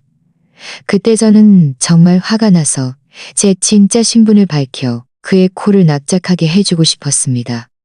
하지만 할아버지께서 저에게 그런 사람들과 시시비비를 가리지 말라고 충고하셨습니다. 맑은 자는 저절로 맑아지고 시간은 모든 것을 증명할 것이라고요. 이제 와서 생각해보니 할아버지 말씀이 옳았습니다. 만약 그때 제가 순간적인 충동으로 제 신분을 드러냈더라면 오히려 이준영이 더 끈질기게 얽혀왔을 겁니다. 하지만 지금은 제가 손댈 필요도 없이 이준영은 자신의 어리석음과 탐욕 때문에 모든 것을 잃었습니다. 이것이 바로 그에게 가장 좋은 벌이었습니다. 지우야, 그만 생각해. 할아버지는 제 어깨를 토닥이며 제 회상을 끊으셨습니다. 과거의 일은 이미 지나갔으니 네가 그 때문에 다시 상심할 가치도 없어. 저는 정신을 차리고 할아버지께 웃어 보였습니다. 할아버지, 저는 괜찮아요. 그저 그때의 제가 너무 어리석었다고 생각했을 뿐이에요. 그 사람의 달콤한 말에 속아 넘어갔다니. 하지만 지금은 완전히 잊었어요. 그 사람은 저에게 그저 낯선 사람일 뿐이에요. 그래, 그거면 됐어. 할아버지는 만족스럽게 웃으셨습니다. 우리 지우가 많이 컸네. 갈수록 철이 드는구나. 바로 그때 제 핸드폰이 울렸습니다. 제가 예전에 다니던 디자인 회사 동료에게서 온 전화였습니다. 저는 전화를 받았습니다. 여보세요? 수아 씨, 무슨 일이에요? 전화 저편의 최수아 씨는 약간 다급한 목소리였습니다. 지우 씨, 괜찮아요? 아까 이준영 씨가 회사 앞에서 얼마나 소란을 피웠는지 몰라요. 지우 씨에게 사과하고 싶다고 하면서 안 나오면 안 간다고 하더니 나중에 검은 옷 입은 몇몇 사람들이 와서 그를 쫓아냈어요. 좀 무서웠어요. 저는 괜찮아요. 걱정해줘서 고마워요. 저는 웃으며 말했습니다. 그 사람들은 제 할아버지께서 보내신 거예요. 그 사람을 쫓아내고 회사 사람들을 괴롭히지 못하게 하려고요. 그래서 그런 거였군요. 최수아 씨는 안도의 한숨을 쉬었습니다. 다행이다. 지우 씨는 지금 어디예요? 저희 다 지우 씨 보고 싶어요. 저는 지금 태성그룹에 할아버지와 함께 있어요. 제가 말했습니다. 최수아 씨는 잠시 멍해졌다가 이내 놀라서 말했습니다. 태성그룹? 그 전국적으로 유명한 태성그룹이요? 지우 씨, 할아버지가? 제 할아버지는 태성그룹 회장님이세요. 저는 숨기지 않고 웃으며 말했습니다. 전화 저편의 최수아 씨는 완전히 충격을 받았습니다. 세상에, 지우 씨가 태성그룹의 재벌가 손녀였다니. 저희는 예전에 전혀 몰랐어요. 너무 겸손하신 거 아니에요?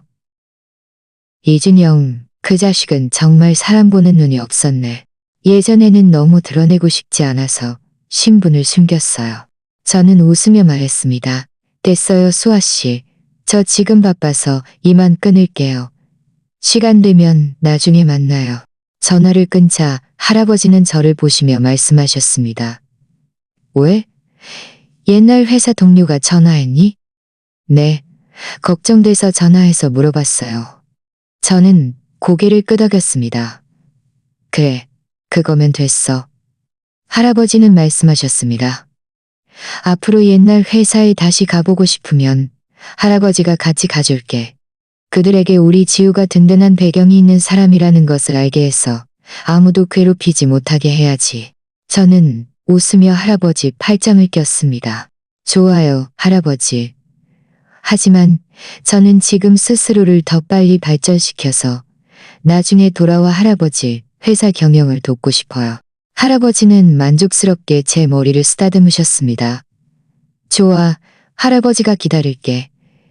네가 얼마가 걸리든 할아버지는 기다릴 테니. 태성그룹을 둘러본 후 할아버지는 저를 아파트로 데려다 주셨습니다. 떠나시기 전에 특별히 당부하셨습니다. 지우야, 혹시 이준영이 또 너를 귀찮게 하면 전화든 메시지든 반드시 할아버지에게 말해. 할아버지가 절대로 그를 가만두지 않을 거야. 알겠어요, 할아버지. 걱정 마세요. 저는 고개를 끄덕이며 할아버지 차가 떠나는 것을 배웅했습니다. 아파트로 돌아와 저는 소파에 앉아 과거의 일들을 되짚어 보았습니다. 예전에 저는 이준영의 배신 때문에 상심하고 슬퍼했으며 심지어 스스로를 의심하기도 했습니다. 하지만 지금의 저는 이준영에 대한 미련은 완전히 거시하는 것이 아니버렸습니다. 이준영에 대한 미련을 완전히 버렸습니다. 이준영의 배신은 제가 그의 본 모습을 보게 해주었고, 여자에게 가장 중요한 것은 돈 많고 능력 있는 것은, 저는 아파트에서 하룻밤을 쉬고 다음 날 아침 일찍 디자인 회사로 출근했습니다. 회사 문을 들어서자마자 동료들이 저를 에워쌌고 눈빛에는 놀라움과 호기심이 가득했습니다. 지우 씨, 드디어 왔네요. 최수아 씨는 제 손을 잡고 흥분해서 말했습니다. 어제 전화 끊고 나서 우리 회사 전체가 난리가 났어요. 다들 지우 씨가 태성그룹의 재벌가 손녀라는 것을 믿지 못했어요. 다른 동료들도 연이어 동의했습니다. 맞아요, 지우 씨. 너무 겸손하신 거 아니에요? 평소에 저희랑 같이 구내식당 밥 먹고 지하철 타고 다니면서 전혀 재벌가 손녀 티가 안 났어요. 예전에는 신분 문제로 일이나 관계에 영향을 주고 싶지 않아서 계속 말하지 않았어요. 저는 웃으며 말했습니다. 여러분이 이것 때문에 저를 보는 시선을 바꾸지 않았으면 좋겠어요. 저는 여전히 예전의 김지우예요. 그럴 리가요. 최수아 씨는 제 어깨를 토닥였습니다. 저희는 오히려 지우 씨를 더 존경하게 됐어요. 자기 능력으로 노력하고 특혜를 바라지 않는 것. 이것이 바로 진짜 재벌가 손녀가 가져야 할 모습이죠. 어떤 사람들은 돈이 조금만 있어도 그렇게 거만하게 굴지 않는데 말이죠.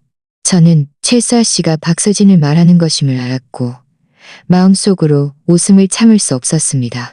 바로 그때 회사 부장님이 다가와 웃으며 말했습니다. 김지우 씨, 잠시 제 사무실로 와주시겠습니까? 저는 부장님을 따라 사무실로 들어갔습니다. 업무 관련 일인 줄 알았는데 부장님은 제게 차 한 잔을 건네며 웃으며 말씀하셨습니다. 김지우 아가씨라고 불러야겠네요. 아니면 지우 씨라고 불러야 할까요? 어제 이준영이 회사 앞에서 소란을 피워서 지우 씨에게 폐를 끼쳤네요.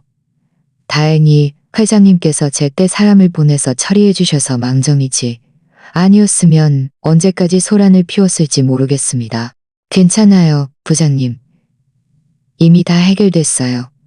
제가 말했습니다. 그래, 그거면 됐어. 부장님은 고개를 끄덕이며 약간 공손한 목소리로 말했습니다. 지우 씨가 저희 회사에서 일하는 동안 줄곧 뛰어난 모습을 보여줬습니다. 모두 지우 씨를 좋아합니다. 앞으로 지우 씨가 필요한 것이 있다면 무엇이든 저에게 말씀하십시오. 회사가 전폭적으로 지원하겠습니다. 저는 부장님의 태도가 이전보다 훨씬 더 정중해졌다는 것을 느낄 수 있었습니다. 이것이 바로 현실이었습니다. 든든한 배경이 있으면 말할 때도 더 자신감이 생기는 법이었습니다. 하지만 저는 할아버지께 의지하고 싶지 않았습니다. 제 능력으로 존경을 얻고 싶었습니다. 감사합니다, 부장님. 열심히 일하겠습니다. 저는 진지하게 말했습니다. 제 자리로 돌아와 앉자마자 핸드폰이 울렸습니다. 모르는 번호였습니다. 저는 잠시 망설이다가 전화를 받았습니다. 전화 저편에서 이준영의 갈라지는 목소리가 들려왔습니다. 지우야, 나야. 내가 잘못했어. 나를 용서해 줄 수 없니? 너와 헤어지지 말았어야 했어. 박서진에게 현혹되지 말았어야 했어. 나에게 한 번만 더 기회를 줘. 내가 정말 잘해줄게. 저는 차갑게 비웃었습니다. 이준영, 지금 그런 말을 해봐야 무슨 소용이야?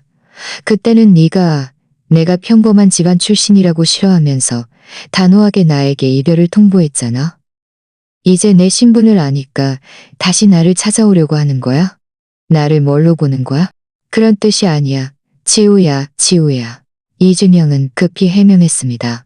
내가 그때 눈이 멀어서 네 진짜 신분을 몰랐어.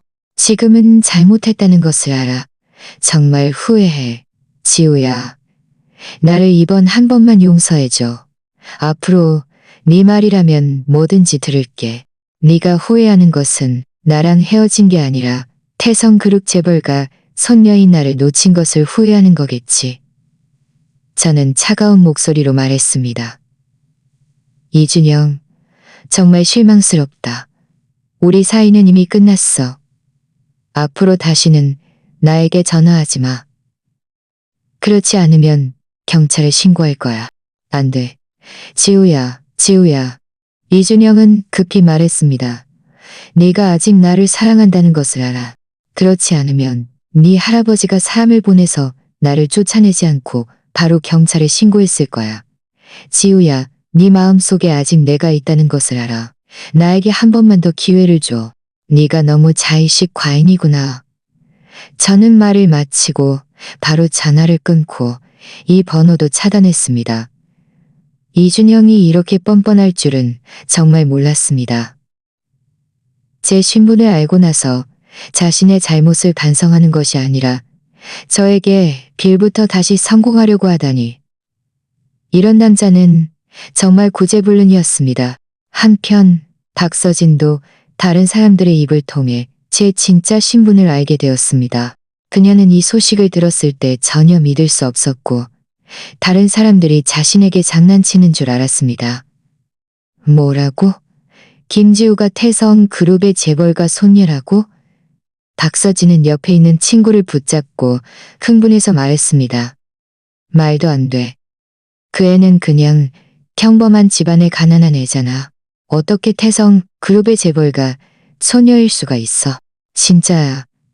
그녀의 친구는 고개를 끄덕였습니다. 내 친구 중에 태성 그룹에 다니는 사람이 있는데 어제 회장님이 김지우 씨를 데리고 회사 구경을 시켜주면서 직접 김지우 씨가 자기 친손녀라고 말했다고 해. 게다가 김지우 씨가 예전에 다니던 디자인 회사 사람들도 다 이 사실을 알게 되었대. 박서진의 얼굴은 순식간에 새파랗게 질렸고 몸은 휘청거렸습니다. 그녀는 드디어 자신이 어제 욕했던 사람이 평범한 은퇴 노인이 아니라 태성그룹의 회장님이라는 것을 알았습니다. 자신이 줄곧 무시했던 김지우가 진짜 재벌가 소녀였다니. 그녀는 어제 자신이 했던 말들, 김지우가 돈 많은 남자에게 빌붙고 늙은 넉난이에게 빌붙는다고 조롱했던 말들을 떠올리자 당장이라도 땅속으로 숨고 싶었습니다. 그녀는 예전에 자신이 돈 많은 남자친구를 사귀어서 김지우보다 훨씬 낫다고 생각했지만 이제야 자신이 김지우 앞에서는 아무것도 아니라는 것을 알았습니다. 끝났어. 완전히 끝났어. 박서진은 소파에 주저앉아 계속 중얼거렸습니다. 그녀는 자신이 태성그룹 회장님을 화나게 했을 뿐만 아니라 회장님 소녀까지 화나게 했다는 것을 알았습니다. 태성그룹의 힘으로 그녀와 그녀, 집안의 작은 회사를 정리하는 것은 식은 죽 먹기였습니다. 그녀의 친구는 이런 그녀의 모습을 보며 할 수 없이 말했습니다. 서진아, 그때 그렇게 오만하게 굴지 말았어야 했어. 특히 김지우 씨를 건드리지 말았어야 했어. 이제 꼴 좋게 스스로 파멸의 길을 택했네. 어떻게? 나 어떡하면 좋아. 박서진은 친구의 손을 붙잡고 눈빛에 공포를 가득 담아 말했습니다. 우리 집 회사 망하면 안 돼. 지금 가진 모든 걸 잃을 수는 없어. 나 좀 도와줘. 내가 어떻게 해야 김지우 씨의 용서를 구할 수 있을까? 이제는 무슨 말을 해도 늦었어. 그녀의 친구는 고개를 저었습니다. 김지우 씨가 신분을 그렇게 오랫동안 숨길 수 있었다는 것은 그가 드러내기를 좋아하는 사람이 아니라는 뜻이야. 하지만 당신이 어제 그와 그의 할아버지를 그렇게 모욕했는데 그가 당신을 용서해 줄 리가 없어. 게다가 이준영은 이미 태성그룹에서 해고되었으니 당신이 지금 김지우 씨에게 용서를 구하고 싶어도 방법을 찾을 수 없을 거야. 박서진의 마음은 절망으로 가득 찼습니다. 그녀는 자신이 그때 오만방자했던 것을 후회했고 김지우를 갈보지 말았어야 했다는 것을 후회했습니다. 만약 그때 그녀가 김지우를 먼저 건드리지 않았더라면 오늘 이런 지경에 이르지 않았을 겁니다. 바로 그때 이준영이 박서진에게 전화를 걸었지만 자신이 차단되었다는 것을 알게 되었습니다. 그는 포기하지 않고 다른 번호로 다시 전화를 걸었습니다. 박서진은 모르는 번호인 것을 보고 김지우에게서 온 전화인 줄 알고 급히 받았습니다. 여보세요? 김지우 씨인가요? 저는 박서진이에요. 제가 잘못했습니다. 회장님과 아가씨를 욕해서는 안 되는 것이었습니다. 부디 저를 용서해 주십시오. 전화 저편의 이준영은 잠시 멍해졌다가 이내 분노에 찬 목소리로 말했습니다. 박서진, 나야. 당신이 감히 내 번호를 차단했어? 박서진은 이준영의 목소리를 듣자마자 화가 치밀어 올랐습니다. 이준영, 당신은 아직도 나에게 전화할 염치가 있어? 당신 때문이 아니었으면 내가 어떻게 이 지경이 됐겠어? 김지우가 태성그룹의 재벌가 손녀인데 왜 나한테 일찍 말해주지 않았어? 나도 나중에 알았어. 이준영은 소리쳤습니다. 내가 지금 당신에게 전화한 것은 나랑 같이 김지우에게 용서를 구하러 가자는 거야. 오직 그 여자만이 우리를 도울 수 있어. 그 여자가 우리를 용서해주면 나는 태성그룹에 다시 다닐 수 있고 당신 집 회사도 살릴 수 있어. 그 여자에게 구걸하라고? 그 여자가 우리를 용서해 줄 것 같아? 박서진은 비웃었습니다. 이준영, 꿈깨. 우리가 그 여자에게 그렇게 큰 잘못을 저질렀는데 그 여자가 어떻게 우리를 용서해 줄 수 있겠어? 내가 말하는데 나는 그 여자에게 구걸하러 가지 않을 거야. 당신 혼자가. 당신 안 갈 거야? 이준영의 목소리에는 위협이 가득했습니다. 만약 그때 당신이 쓸데없는 말을 하지 않았더라면 내가 어떻게 해고됐겠어? 당신이 나랑 같이 김지우에게 용서를 구하러 가지 않으면 나는 모든 일을 당신에게 뒤집어 씌울 거야. 당신 집 회사를 완전히 망하게 할 거라고. 감히. 박서진은 분노에 몸이 떨렸습니다. 이준영, 당신은 정말 파렴치한 인간이야. 내가 그때 정말 눈이 멀어서 당신 같은 인간이랑 사귀었어. 피차 일반이지. 말을 마친 이준영은 바로 전화를 끊었습니다. 박서진은 핸드폰을 보며 화나고 원망스러웠습니다. 그녀는 이준영이 말한 대로 할 수 있는 사람이라는 것을 알았습니다. 만약 이준영이 정말 모든 일을 자신에게 뒤집어 씌우면 그녀는 완전히 끝장이었습니다. 이때 저는 업무에 집중하고 있었습니다. 이준영과 박서진의 얽힘은 더 이상 저에게 영향을 미치지 않았습니다. 저는 지금 그들의 모든 공포와 후회가 그들 스스로가 자초한 것이라는 것을 알았습니다. 저는 그들을 용서하지 않을 것이고 그들을 돕지도 않을 것입니다. 선과 악에는 반드시 보응이 따르는 법. 그들은 자신들의 행동에 마땅한 대가를 치러야 했습니다. 오후 퇴근 시간 할아버지께서 보내신 운전기사님이 이미 회사 입구에서 저를 기다리고 있었습니다. 동료들은 이 광경을 보고 모두 부러워하며 말했습니다. 지우 씨, 할아버지께서 정말 지우 씨를 아끼시네요. 저는 웃으며 동료들과 작별 인사를 하고 차에 탔습니다. 운전기사님이 제게 서류 하나를 건네주었습니다. 김지우 아가씨, 이것은 김 비서가 정리한 이준영 씨의 회사 내 규정 위반 내용입니다. 저는 서류를 받아들고 천천히 살펴보았습니다.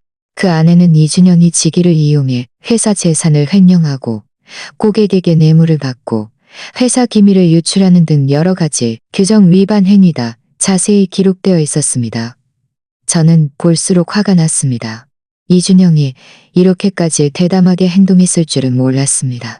이런 일들을 할아버지께서 다 알고 계셨나요? 제가 물었습니다. 네, 김지우 아가씨. 운전기사님은 고개를 끄덕였습니다. 회장님께서 이미 사람을 보내서 확인하셨습니다. 이 모든 것이 사실입니다.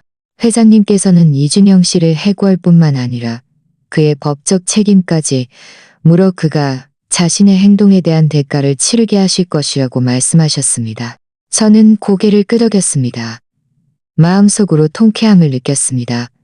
이준영은 저를 배신했을 뿐만 아니라 회사의 이익까지 침해했습니다. 그는 정말 법적인 제재를 받아야 마땅했습니다. 차는 곳 본가에 도착했습니다. 저는 거실로 들어섰고 할아버지는 이미 저를 기다리고 계셨습니다. 제가 돌아오는 것을 보고 할아버지는 웃으며 말씀하셨습니다. 지우야, 돌아왔구나. 오늘 회사 생활은 어땠니? 누가 너를 괴롭히지는 않았니? 아니요, 할아버지. 동료들이 다 잘 챙겨줘요. 저는 할아버지 옆으로 다가가 앉으며 서류를 할아버지께 건네드렸습니다. 할아버지, 이준영의 규정 위반 내용을 봤는데 그 사람이 이렇게나 많은 불법적인 일들을 저질렀을 줄은 몰랐어요. 할아버지는 서류를 받아들고 차갑게 콧방귀를 뀌셨습니다. 이 이준영이라는 녀석은 정말 대담하구나. 태성그룹이 그에게 잘해주었는데 감히 회사의 이익을 침해하는 이런 짓을 하다니. 걱정 마라, 지우야. 할아버지가 이미 변호사에게 처리하도록 했다. 반드시 그에게 마땅한 벌을 받게 할 것이다. 저는 고개를 끄덕이고 할아버지 어깨에 기대었습니다. 할아버지가 계시니 저는 아무것도 두렵지 않아요. 할아버지는 제 손을 토닥이셨습니다. 어리석은 아이, 할아버지가 늘 너를 지켜줄 거야. 앞으로 어떤 일이 생기든 할아버지는 언제나 너의 가장 든든한 버팀목이야. 제 마음은 따뜻해졌습니다. 할아버지의 보호와 지지 덕분에 저는 더 이상 나약하고 불쌍한 어린 소녀가 아니었습니다. 할아버지와 본가에서 저녁 식사를 마친 후 저는 제 아파트로 돌아왔습니다. 이준영과 박서진이 며칠은 조용히 지낼 줄 알았는데 다음날 아침 일찍 아파트 문을 열자마자 익숙하면서도 짜증나는 두 그림자를 보았습니다. 이준영과 박서진이 제 아파트 건물 입구를 막고 서 있었습니다. 두 사람 모두 평범한 옷차림이었고 얼굴은 이전에 오만방자했던 모습과는 딴판이었습니다. 제가 나오는 것을 보고 그들의 눈이 빛났고 즉시 빠른 걸음으로 다가왔습니다. 지우야, 드디어 나왔구나. 이준영은 아첨하는 듯한 미소를 띠고 비굴하게 개처럼 꼬리를 흔드는 듯한 목소리로 말했습니다. 저희가 여기서 아가씨를 오랫동안 기다렸습니다. 박서진도 이전의 오만함을 버리고 고개를 숙인 채 약간 떨리는 목소리로 말했습니다. 김지우 아가씨, 저희가 잘못했습니다. 부디 아가씨의 넓은 아량으로 저희를 이번 한 번만 용서해 주십시오. 저는 미간을 찌푸리고 한 발 뒤로 물러나 차가운 목소리로 말했습니다. 너희가 어떻게 내가 여기에 사는 것을 알았어? 누가 너희에게 오라고 했어? 저희가 한참을 수소문해서 아가씨가 여기에 사시는 것을 알았습니다. 이준영은 손을 비비며 조심스럽게 말했습니다. 지우야, 저희는 진심으로 아가씨께 사과하러 왔습니다. 예전에 저희가 잘못했습니다. 저희가 사람 보는 눈이 없어서 아가씨야 할아버지를 모욕해서는 안 되는 것이었습니다. 그 말도 안 되는 말들을 해서는 안 되는 것이었습니다. 부디 저희에게 한 번만 더 기회를 주십시오. 저희를 용서해 주십시오. 너희를 용서하라고? 저는 차갑게 비웃었습니다. 눈빛에는 경멸이 가득했습니다. 이준영, 박서진, 너희는 내가 아주 만만하다고 생각하는 거야?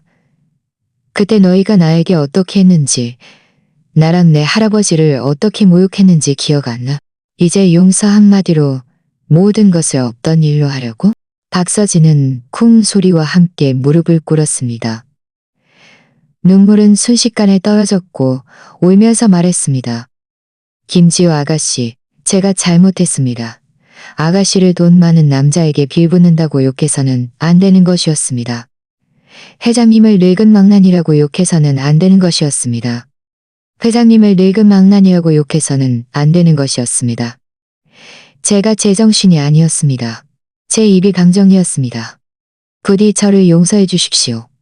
아가씨께서 저를 용서해 주시면 무엇이든 하겠으면 만약 이 일 때문에 망하면 우리 집은 완전히 끝장이에요. 이준영도 따라서 무릎을 꿇고는 저에게 계속 머리를 조아렸습니다. 지우야, 나도 잘못했습니다. 아가씨가 평범한 집안 출신이라고 해서 헤어져서는 안 되는 것이었습니다. 아가씨를 배신해서는 안 되는 것이었습니다. 회사에서 그런 불법적인 일들을 저질러서는 안 되는 것이었습니다. 부디 우리가 예전에 함께했던 시간을 생각해서 저를 이번 한 번만 용서해 주십시오. 아가씨께서 저를 용서해 주시면 제가 다시 태성그룹에 가서 열심히 일하고 회사를 위해 온몸을 바쳐 죽을 때까지 충성하겠습니다. 주변을 지나가던 이웃들도 이미 발걸음을 멈추고 우리 쪽을 호기심 어린 눈으로 보고 있었습니다. 저는 그들이 제 동정심을 이용하려 하고 많은 사람들 앞에서 제가 그들을 거절하기 어렵게 만들려 한다는 것을 알았습니다. 하지만 그들은 착각했습니다. 저 김지우는 그렇게 나약하고 불쌍해서 쉽게 휘둘리는 사람이 아니었습니다. 저는 그들을 차갑게 노려보며 단호한 목소리로 말했습니다. 너희들 일어나. 나는 너희를 용서하지 않을 거야.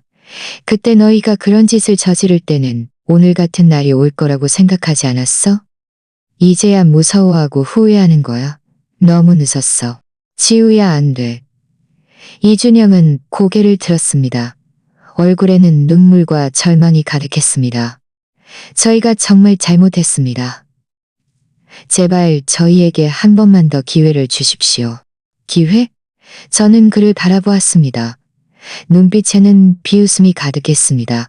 이준영, 그때 네가 나와 헤어지고 박서진과 사귈 때는 왜 나에게 한 번의 기회도 주지 않았어? 그때 네가 회사에서 직위를 이용해 사익을 편취할 때는 왜 회사에게 한 번의 기회도 주지 않았어? 이제 와서 나에게 기회를 달라고? 그게 가능하다고 생각해? 그리고 너, 박서진. 저는 고개를 돌려 박서진을 바라보았습니다. 그때 네가 먼저 나를 도가라고 할아버지를 모욕할 때는 그렇게 거만했잖아? 이제 와서 왜 여기서 무릎 꿇고 나에게 빌고 있어? 너는 스스로 대단하다고 생각하고 돈 많은 남자친구를 찾았다고 생각했잖아?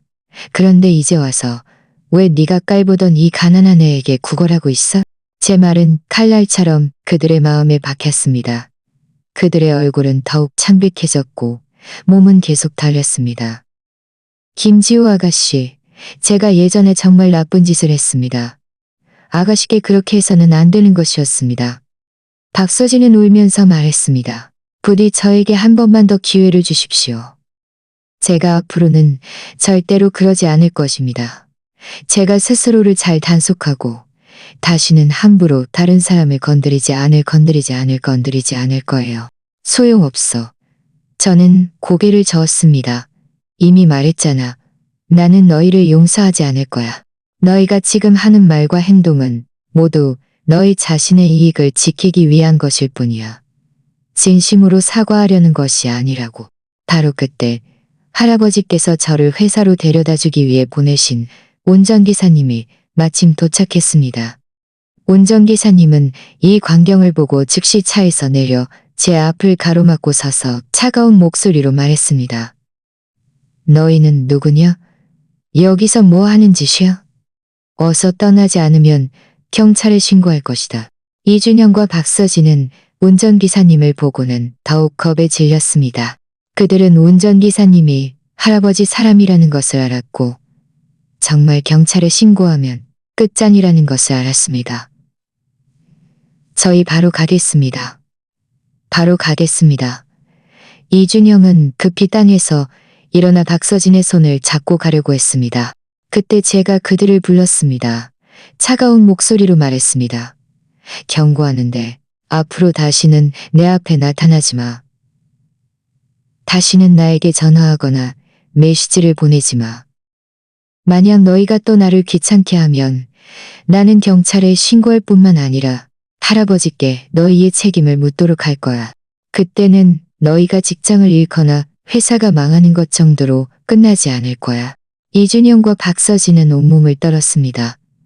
뒤돌아보지도 못하고 빠른 걸음으로 떠났습니다. 그들의 비참한 뒷모습을 보며 제 마음에는 단 한치의 동정도 없었고 그저 통쾌한 기분뿐이었습니다. 이것이 바로 그들이 받아야 할 마땅한 대가였습니다. 운전기사님이 공손하게 말했습니다.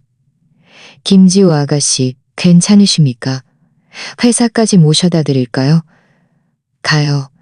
저는 고개를 끄덕이고 차에 탔습니다.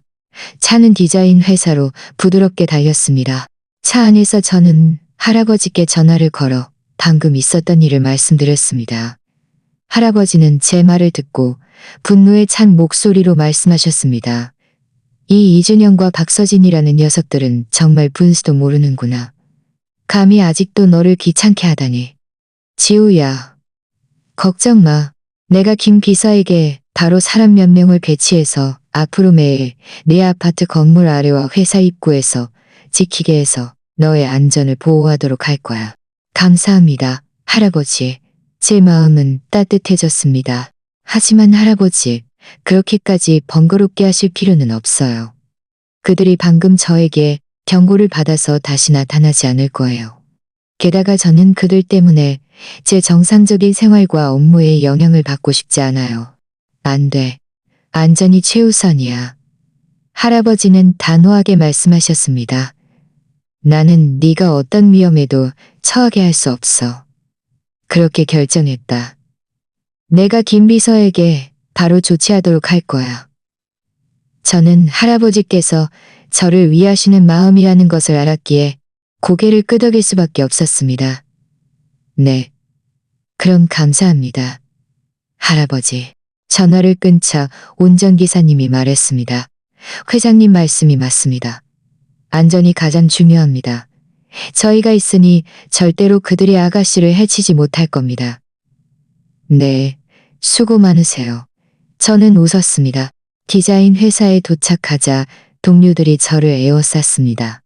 최수아 씨가 나지막이 물었습니다. 지우 씨, 아까 이준영 씨랑 박서진 씨가 지우 씨 아파트 건물 아래에 있는 것 같던데 혹시 또 지우 씨를 귀찮게 한 거예요? 네?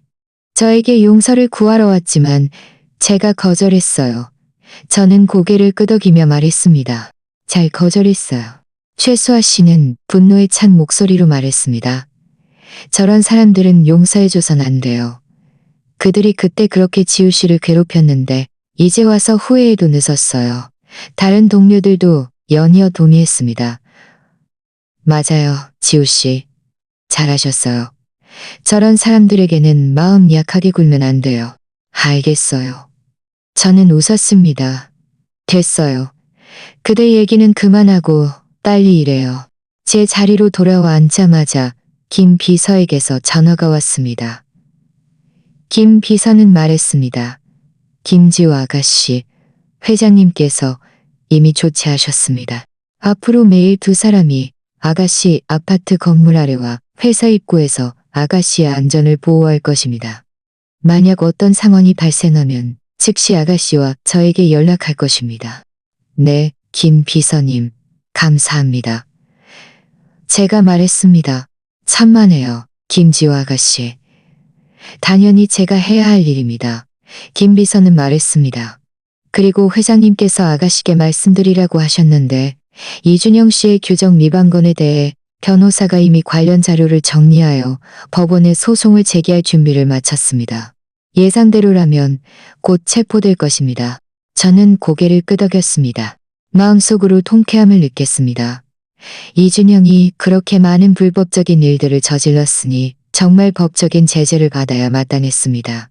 네, 알겠습니다. 수고 많으셨습니다. 전화를 끄는 저는 심호흡을 하고 업무에 집중하기 시작했습니다. 이준영과 박서진의 좋은 시절은 이미 끝났고 그들의 모든 행동은 이제 마땅한 벌을 받을 것이라는 것을 알았습니다. 그리고 저도 그들의 방해에서 완전히다. 오후에 퇴근할 무렵 이준영과 박서진이 또 태성그룹 입구에서 소란을 피우며 할아버지께 용서를 구하려 했다는 소식을 들었습니다. 결국 입구 경비원들에게 바로 쫓겨났고 경비원들에게 다시 소란을 피우면 바로 경찰에 신고하겠다고 경고했습니다. 저는 전혀 놀라지 않았습니다. 할아버지께서 어떤 분이신데 그들을 용서해 주실 리가 있겠습니까? 퇴근 시간 운전기사님이 회사 입구에 차를 대놓고 저에게 말했습니다. 김지우 아가씨, 회장님께서 아가씨께 저녁에 본가로 와서 식사하라고 하셨습니다. 상의할 일이 있으시답니다. 네, 알겠습니다. 저는 고개를 끄덕이고 차에 탔습니다. 차는 본가로 부드럽게 달렸습니다.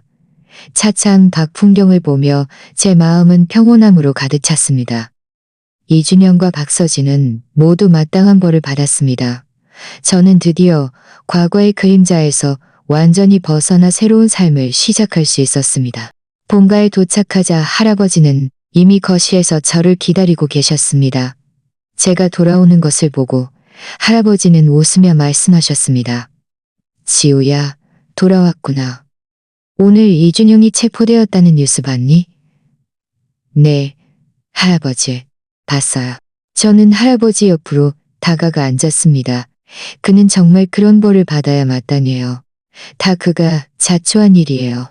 할아버지는 고개를 끄덕이셨습니다. 내가 이미 사람을 시켜서 확인해 보니 이준영은 회사에서 불법적인 일들을 저질렀을 뿐만 아니라 밖에서도 도박빚을 많이 졌더구나. 그가 그렇게 급하게 승진하고 월급을 올리려 했던 것은 바로 그 도박 빚을 갚기 위해서였어. 그래서 그런 거였군요. 저는 약간 놀랐습니다. 제가 이준영과 사귈 때 그는 도박을 하는 줄 전혀 몰랐습니다. 그래, 할아버지는 말씀하셨습니다. 저런 사람은 본성이 나쁜 거야. 네가 그 때문에 상심할 가치도 없어. 지우야, 할아버지가 오늘 너를 부른 것은 너와 상의할 일이 있어서다. 나는 네가 지금 다니는 디자인 회사 일을 그만두고 태성그룹으로 돌아와서 일했으면 좋겠어. 내가 이미 너를 위해 준비해두었다. 네가 먼저 마케팅부에서 일정 기간 경험을 쌓고 그 후에 서서히 회사 경영 업무를 맡게 할 것이다. 저는 멍해졌습니다. 할아버지께서 갑자기 회사로 돌아오라고 하실 줄은 몰랐습니다. 할아버지는 저를 보시며 진지하게 말씀하셨습니다. 지우야, 할아버지는 네가 스스로의 능력으로 해나가고 싶어 하는 것을 알아. 하지만 태성그룹은 할아버지의 평생의 노고가 담긴 곳이야. 나중에 결국 네가 경영해야 할 것이니 일찍 돌아와서 회사 업무에 익숙해지는 것이 네가 나중에 회사를 물려받는 데 도움이 될 거야. 물론 할아버지는 네 선택을 존중한다. 만약 네가 돌아오고 싶지 않다면 할아버지는 강요하지 않을 것이다. 저는 잠시 생각하다가 말했습니다. 할아버지, 저를 믿어주셔서 정말 감사합니다. 태성그룹이 할아버지의 평생의 노고가 담긴 곳이라는 것도 알고 있습니다. 제가 그것을 이어받을 책임이 있습니다. 하지만 저는 아직 당장 회사로 돌아오고 싶지는 않습니다. 디자인 회사에서 좀 더 경험을 쌓고 제 능력을 발전시키고 싶습니다. 제가 충분히 훌륭해졌다고 생각할 때 제가 직접 돌아와서 할아버지를 돕겠습니다. 할아버지는 만족스럽게 웃으셨습니다. 좋아, 할아버지가 너를 지지한다. 네가 얼마가 걸리든 할아버지는 기다릴게. 다만 언제든 태성그룹은 너의 버팀목이고 할아버지는 언제나 너의 가장 든든한 의지처라는 것을 기억해야 한다. 알겠어요, 할아버지. 감사합니다. 저는 할아버지 어깨에 기대었습니다. 마음은 따뜻해졌습니다. 저녁 식사 시간, 할아버지는 계속 제게 반찬을 덜어주시며 스스로를 잘 돌보고 너무 무리하지 말라고 당부하셨습니다. 할아버지의 자애로운 미소를 보며 제 마음은 행복으로 가득 찼습니다. 할아버지의 보호와 지지 덕분에 저는 아무것도 두렵지 않았습니다. 본가에서 돌아온 후 제 삶은 다시 평온해졌습니다. 매일 정시에 출퇴근하며 디자인 업무에 집중했고 가끔 동료들과 식사하며 이야기를 나누었습니다. 하루하루가 충실하고 의미 있게 흘러갔습니다. 이준영과 박서진의 이름은 점차 과거의 일이 되어 거의 떠올리지 않게 되었습니다. 그러다 일주일 후 동료들의 입을 통해 그들에 대한 후속 소식을 듣게 되었고 그 두 사람의 결말이 제가 상상했던 것보다 훨씬 더 비참하다는 것을 알았습니다. 그날 오후 회사에 급한 일이 없어 동료들이 모여 잡담을 나누고 있었습니다. 무심코 이준영과 박서진 이야기가 다시 나왔습니다. 최수아 씨가 심각한 표정으로 말했습니다. 여러분, 이준영 그 사건 새로운 진행 상황이 생겼다는 거 아세요? 그 사람이 횡령한 금액이 무려 5천만 원이 넘고 회사 기밀 유출로 회사에 거의 1억 원에 달하는 손실을 입혔대요. 증거도 확실해서 아마 몇 년 징역 살아야 할 거래요. 5천만 원? 그렇게 많다고? 다른 동료가 놀라서 말했습니다. 그 사람 마케팅부 차장인데 월급도 적지 않았을 텐데. 왜 그렇게 욕심이 많았을까요? 다 도박비 때문이래요. 최수아 씨는 목소리를 낮춰 말했습니다. 제가 법원에서 일하는 친구에게 들었는데 이준영 씨가 밖에서 진도박 빚만 수천만 원이 넘는데요. 회사 돈을 횡령한 것도 다 도박 빚을 갚기 위해서였대요. 이제 그 사람이 감옥에 가니까 채권자들이 그를 찾지 못해서 그 가족들을 찾아갔대요. 그 부모님은 평범한 농부라서 그렇게 많은 돈을 갚을 리가 없잖아요. 듣자 하니 채권자들이 계속 빚독촉을 해서 고향 집까지 팔았고 지금은 새방에서 정말 비참하게 지낸대요. 저는 물컵을 들던 손을 멈칫했지만 마음에는 단 한치의 파동도 없었습니다. 불쌍한 사람에게는 반드시 미운 점이 있는 법입니다. 만약 이준영이 스스로 탐욕스럽고 화영심에 빠져 도박에 중독되지 않았더라면 어떻게 가족까지 끌어들여 이런 지경에 이르렀겠습니까? 이 모든 것은 그가 자초한 일이었습니다. 그럼 박서진은요? 그 여자는 어떻게 됐어요? 한 동료가 호기심에 물었습니다. 박서진 이야기가 나오자 최수아 씨의 목소리는 더욱 경멸적으로 변했습니다. 그 여자도 좋을 리가 없죠. 그 집 회사 망하고 나서 부모님은 빚 때문에 도망갔고 온갖 쓰레기 같은 일들을 다 그 여자에게 남겨두었대요. 그 여자 예전에 돈을 물쓰듯 쓰고 흥청망청 써서 저축해둔 돈도 전혀 없었대요. 지금은 갈 곳이 없어서 닥치는 대로 아르바이트를 전전하고 있대요. 그 여자 예전에는 그렇게 거만하지 않았어요? 어떻게 그런 일을 할 수 있어요? 할 수 없으면 어떡해요? 그 여자에게 진짜 능력이 있는 것도 아니고 꾸미는 것 말고는 아무것도 할 줄 모른대요. 최수아 씨는 입술을 비죽였습니다. 제가 또 들었는데 그 여자 예전에 이준영 씨 가족을 찾아가서 빚 일부를 갚아달라고 했는데 이준영 씨 엄마한테 한바탕 혼나고 쫓겨났대요. 이준영 씨 엄마는 박서진 때문에 이준영 씨가 오늘 이 지경이 되었다고 하면서 멀리 꺼지라고 했대요. 이 두 사람은 정말 대단하죠. 이런 상황에서도 서로에게 책임을 전가하고 있다니. 더 웃긴 건 박서진이 나중에 지우 씨를 찾아가서 사정하려고 했는데 지우 씨 아파트 건물 아래 경호원들에게 맡겼대요. 건물 아래에서 울면서 지우 씨를 만나게 해달라고 자기가 잘못했다고 일자리를 찾아서 다시 새롭게 살고 싶다고 빌었대요. 경호원들은 아예 그 말을 듣지도 않고 결국 그 여자를 쫓아냈대요. 최수아 씨가 저를 보며 물었습니다. 지우 씨, 이거 진짜예요?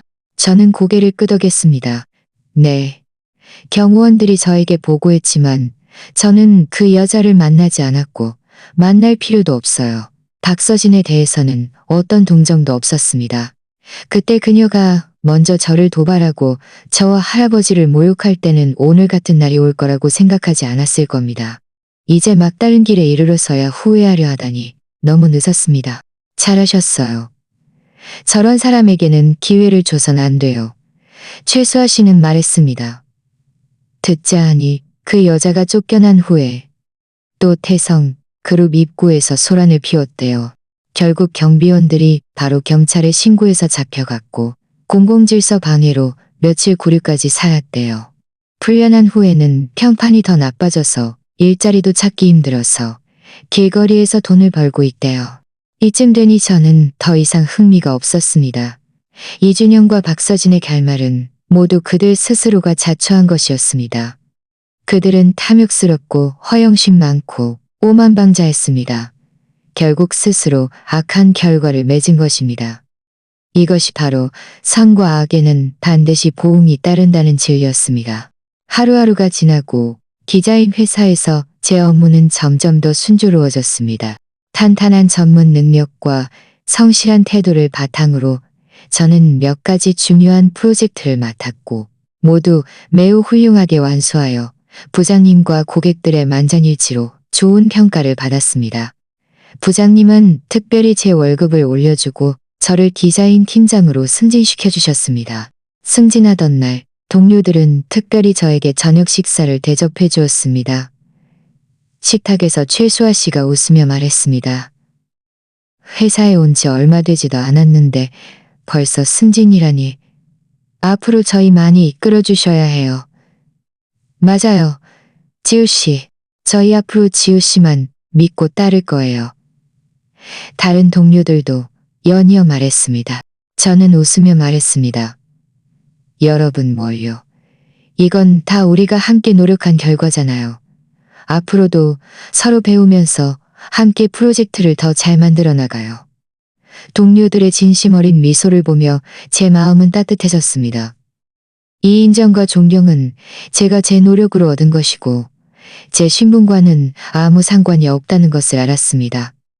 이렇게 스스로 노력해서 얻은 성취감은 저를 한없이 만족시켰습니다. 저녁에 저는 승진 소식을 할아버지께 말씀드렸습니다. 할아버지는 제 말을 듣고 기뻐서 입이 귀에 걸리셨습니다.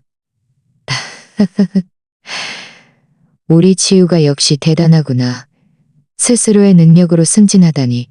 할아버지가 정말 자랑스럽다. 저녁에 할아버지가 네가 제일 좋아하는 음식으로 주방에 만들라고 할 테니 본가로 와서 식사하자. 우리 같이 축하하자. 좋아요, 할아버지. 저는 기쁘게 대답했습니다. 본가로 돌아오자 할아버지는 이미 입구에서 기다리고 계셨습니다.